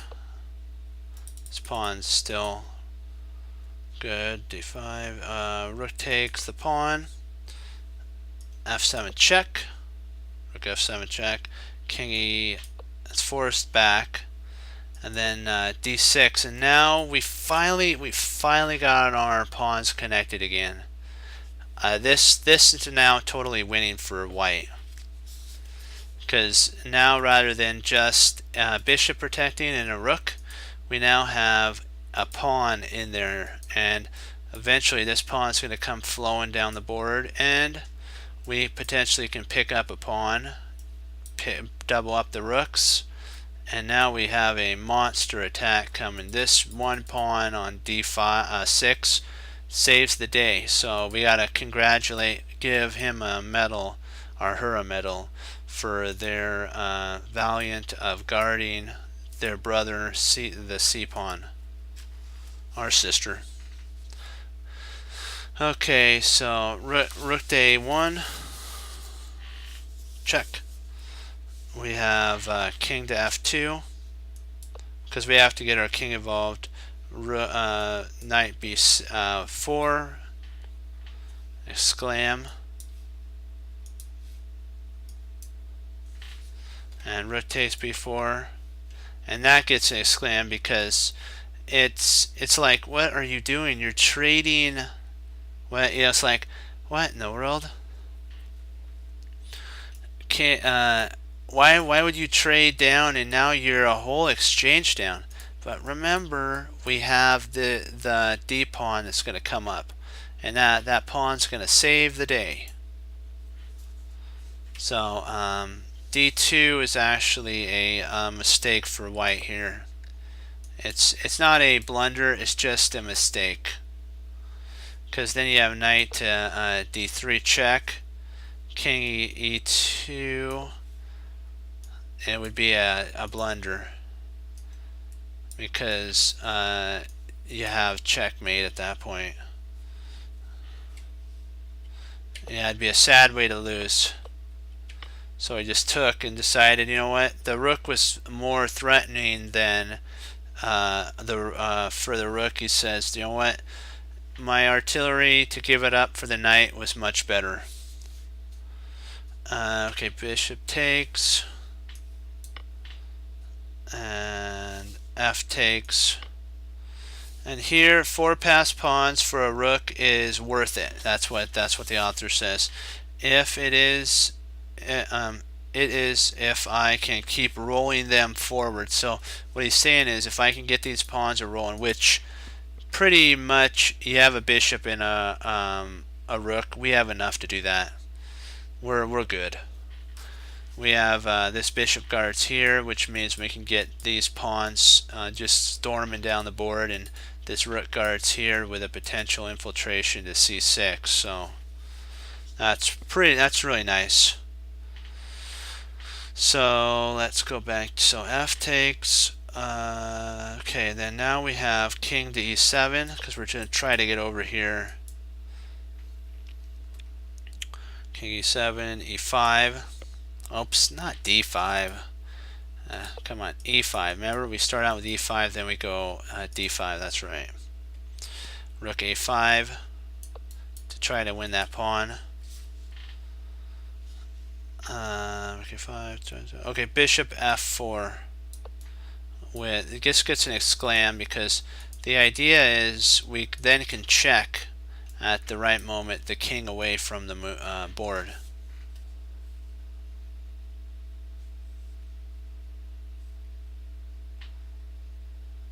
True. Very, and okay, this was the author's plan, because this was actually his game. My plan consisted of the following: to transport his king to e4, 3, bring his his rook to c6, and also at the right moment get his pawn from number 3 pawn to e6, and number 4 potentially go g5 to lock up the king side. That's kind of the idea. And so what happens is black just grabs a pawn. And he says, I didn't care about my pawn. I cared about the mobility of my pawn chain. My passed pawns. This one pawn did its job. It gave its life up so that this artillery can get blocked in like this, and then we can get our pawns rolling. So king f3 to get his plan into action. a3. After, if you're wondering what would happen after d7, king to e4 would be our plan. Black still can't touch the c pawn due to the potential of a check here. If he plays here, we can push with check, and we pick up the watch, I'll show you. If we take here, we can actually do a discovery check right there, and if the king moves, we pick it up, and now we're up 1 pawn. So he can't take the pawn. So e4. That's the thing. That's the move. So that's why I played bishop to a3. King e4. With our idea. Remember, if you got a plan, my teacher taught me, go with your plan. Don't this is an interesting move. I did like this move, but I believe he has a somewhat of a different line that he could win. He could play rook to d2 and king d2, d5. This still wins for white. c5, bishop c5, e7 check, or e6 check with the pawn, king to e8 or e7, bishop g5. Remember why the bishop was on f4, potentially for a check at the right moment. King to d6. Let me see, king d6, and bishop to f4 would be actually a mistake here. He's saying potentially this was kind of one of his ideas, but it would have been a mistake. I believe, let's see, what would have actually been best here? Would be taking? No, not taking. I just want to see what would be the best. Hold on, guys.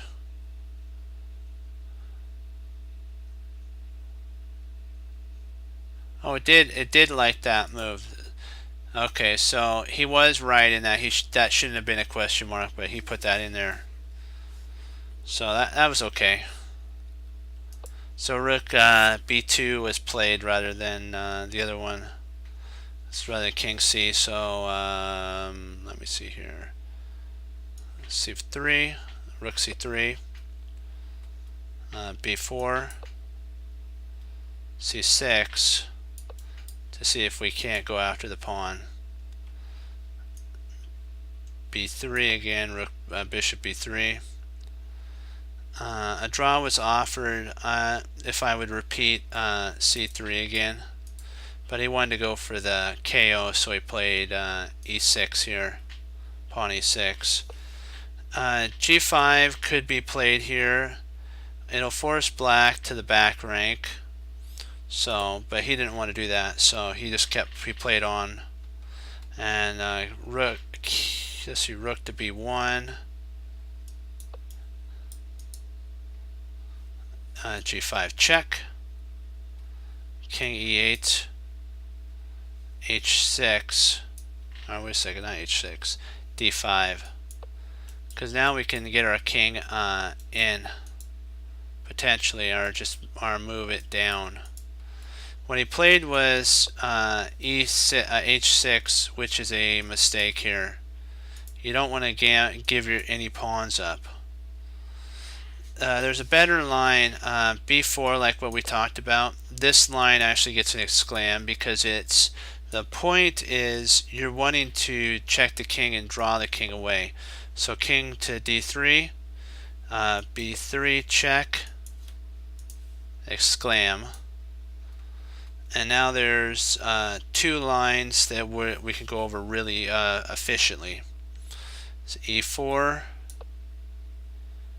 b4 check, and white must accept a draw since if he plays, let's go back here. Hold on.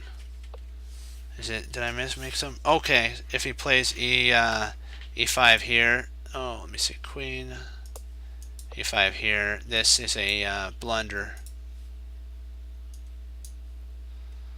because it loses to bishop to b2 and king d6 and rook to e4. Exclam, threatening, and at this point it threatens mate with bishop to e5. So let's see, back to 43.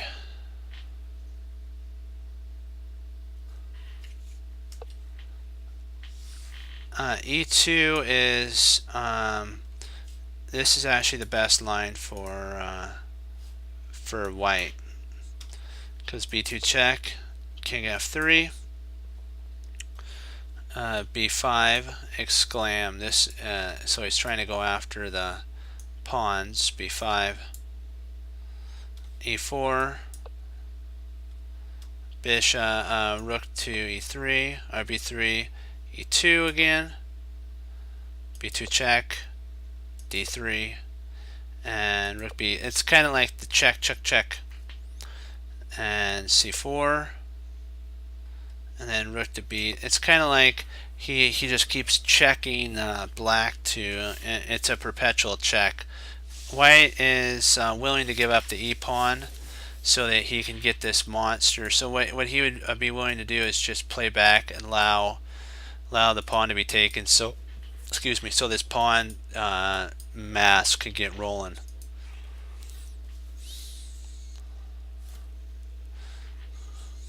Okay, so let's go back to h6 was played. Bishop takes the pawn. You know what? Gimme. And now the bishop, because the bishop's not here, the bishop tries to, it gets in. So black had to sack a pawn to get his bishop to the defense. So d6 played. Bishop takes. So he still loses no matter what. And rook to c1. Let me see, rook c1. There's also another line that if he takes right now, this is a blunder, by the way, guys, mistake. It seems like a logical move. Then bishop to g5 threatens to play a check, or even pick up something like that here and then check. g5, and then if rook e7, you can actually play king to e5 here, and you kind of get like a Lucinda setup. It's kind of an interesting setup for sure. e5 gets an exclam mark because you're not worried about here, because you can always retreat your bishop to f4 and guard this pawn and the king at the same time. So b5 check, and then king to f6, and white wins since king takes the pawn here would allow him to have these two connecting pass pawns. So he's just totally dominating at that point. So king c1, rook c1, we take. And then he plays this, rook takes, rook 1 c7, king e5, and then we're trying to get our king involved now. Everything. We have 3 pass pawns for the rook, which in my opinion this is enough right here. It's domination. c6, he's trying to guard that, and we gracefully decline the exchange because we want to do it on our terms. And so we go, okay, now it's time to exchange. Takes, then king to f6. And now we can get this pawn, and we can get these pawns flowing. So we're winning here. There's really nothing you can do. King c2, rook c2, sorry. g5, bishop g5, rook h2, and then h4 to be, this is protected now by the bishop. Cemented, and then rook to g2,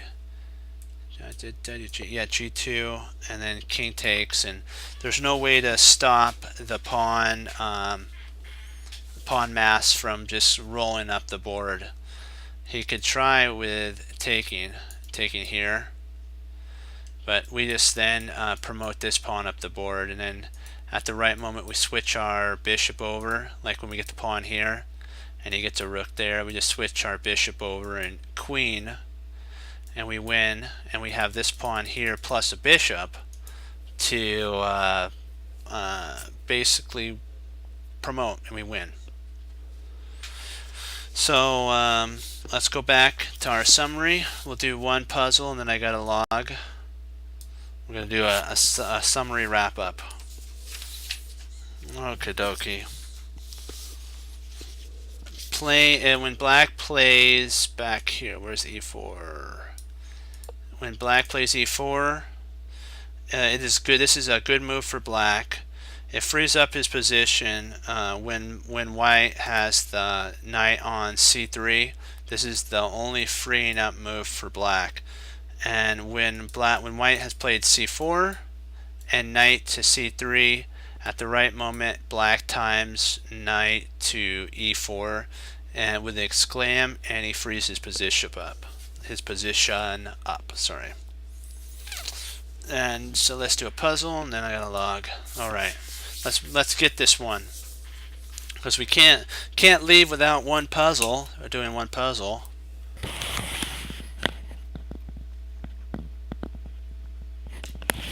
Alrighty then. Let's see, what do we got here?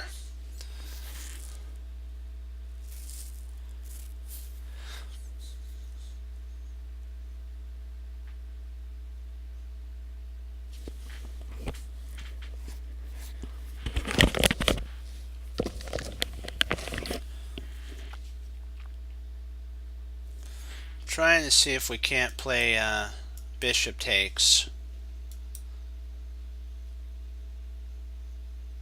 What in the...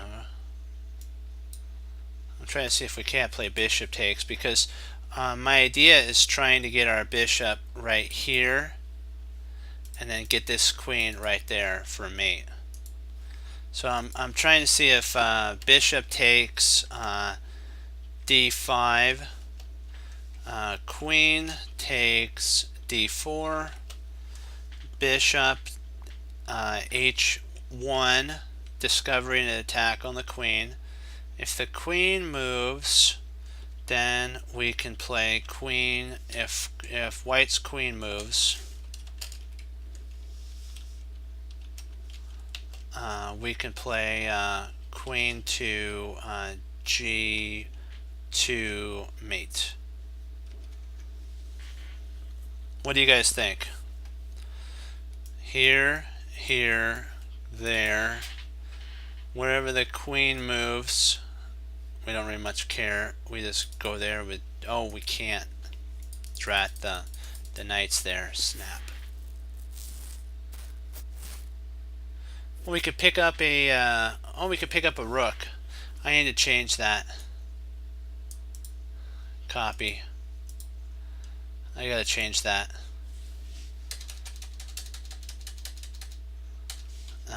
Bishop g2, and we pick up a rook up, because we have an attack on the queen at that point. We go here. Queen takes there. We not there. We go here, and then we could pick up a rook for, and we'd be up in exchange at that point. What do you guys think?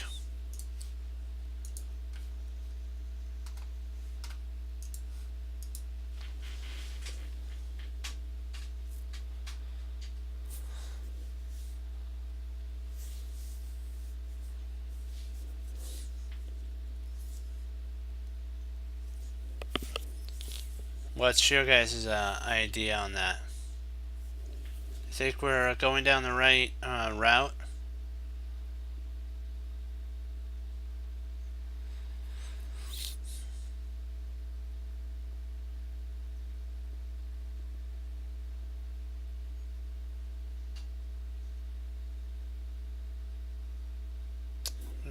I might be wrong though, because if we played bishop takes here, knight could take.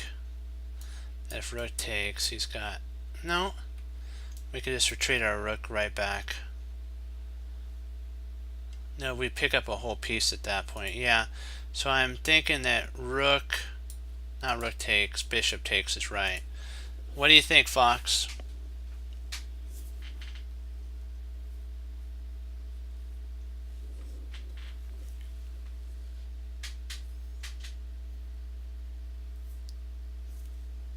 What you guys think?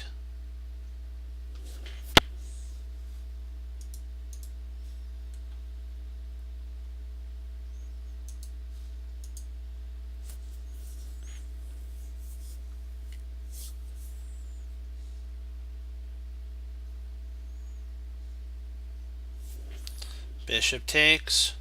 If knight takes, rook takes, queen check. We can just retreat our rook right back, and it's protected. They're protecting each other, and we've picked up a piece. Or we pick up an exchange after bishop takes, queen takes, and then we come there and this rook's attacking the queen.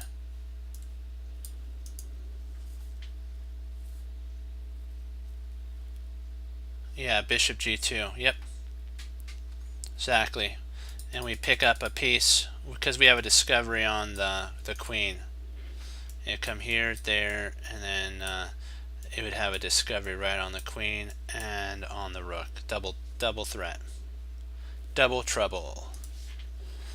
I'm thinking that that's correct. Okay, you have an idea?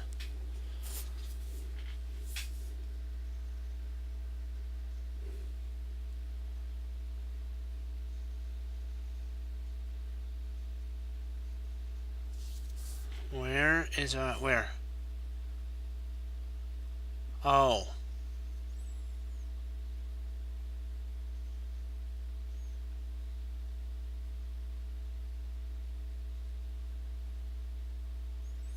Hmm.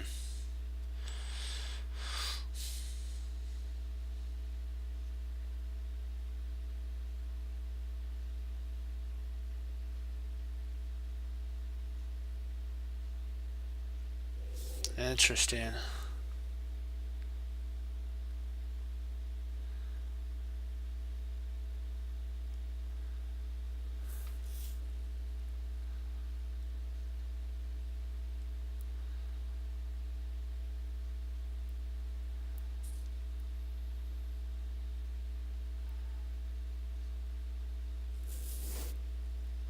I think we're threatening mate at that point. No, we're not threatening mate. Ah, this knight. If only this knight wasn't there. Why? My, as the Queen of England once said, my kingdom for another day or a second or another breath. My my knight. It's too bad I couldn't erase this knight here. Then we'd have such a winning position. Okay.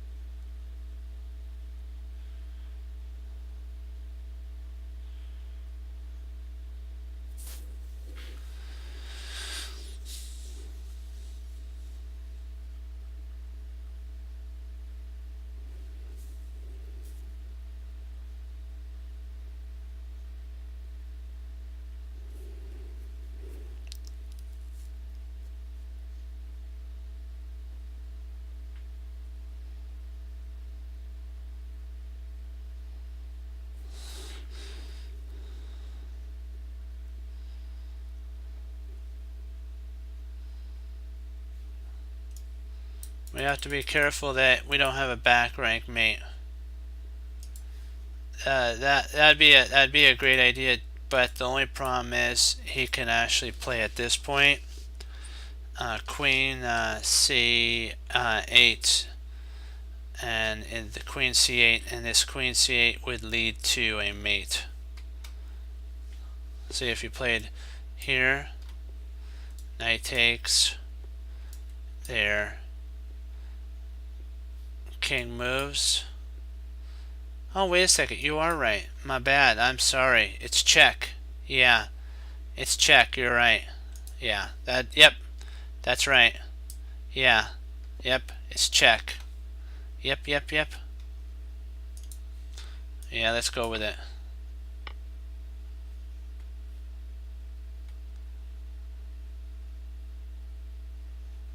Yep.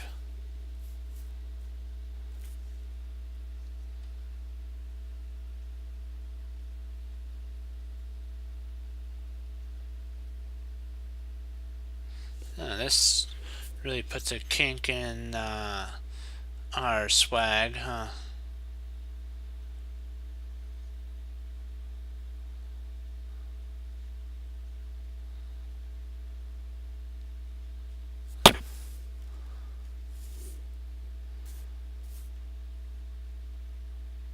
Oh, that's right. Okay. Do you guys have any questions before I log? Great work, Fox. Great work, guys. Do you guys got any questions on this puzzle? I'll put the number in so you can go over it, because this one's a really fun one.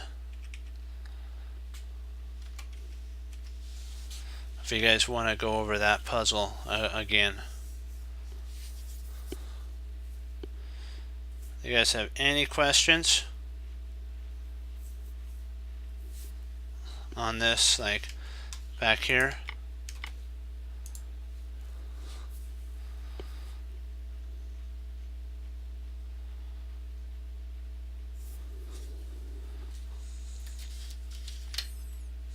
Any other ideas besides the rook takes you want to go over?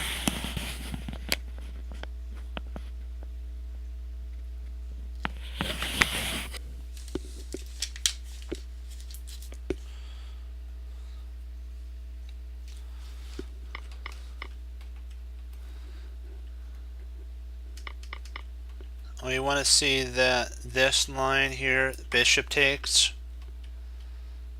and then if queen takes,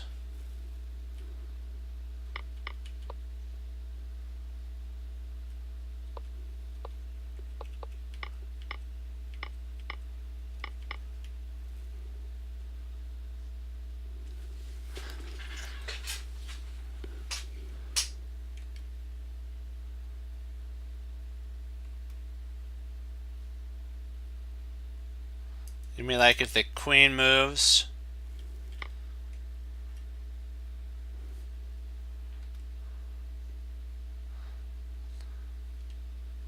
Oh, I gotcha. Rook takes, knight takes, knight e2. Oh, okay, I see what you're saying.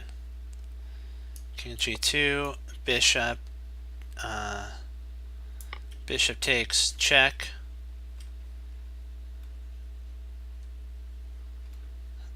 Then when the king moves, we'll just say here, you grab then he grabs there, and then you make just a small flight square for your king, and you're up a whole piece, and this pawn will fall. Oh, f3. Knight takes. Check.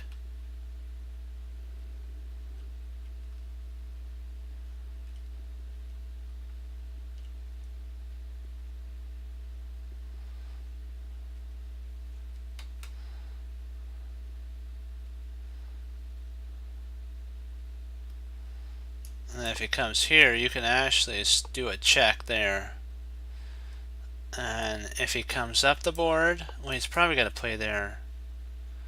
At that point, you can play H.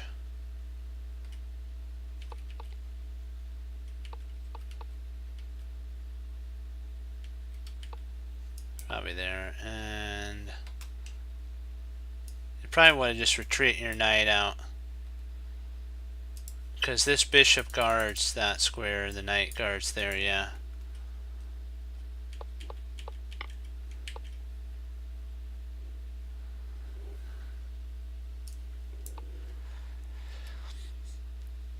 Oh, interesting.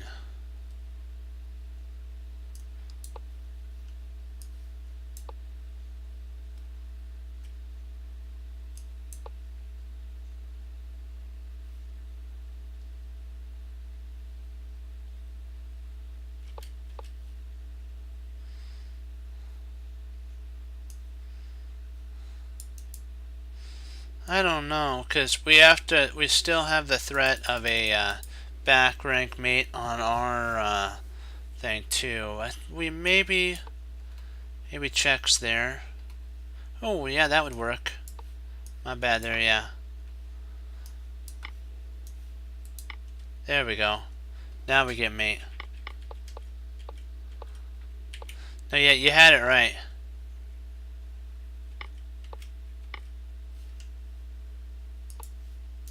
This is actually the move sequence. If he comes here, You got it right. It is mate.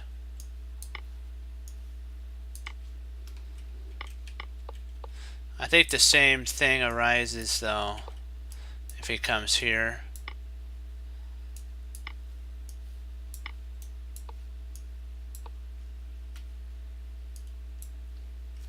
So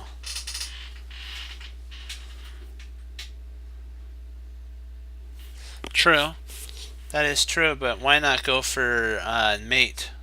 The king could have went to e2. Did I answer all your guys' questions?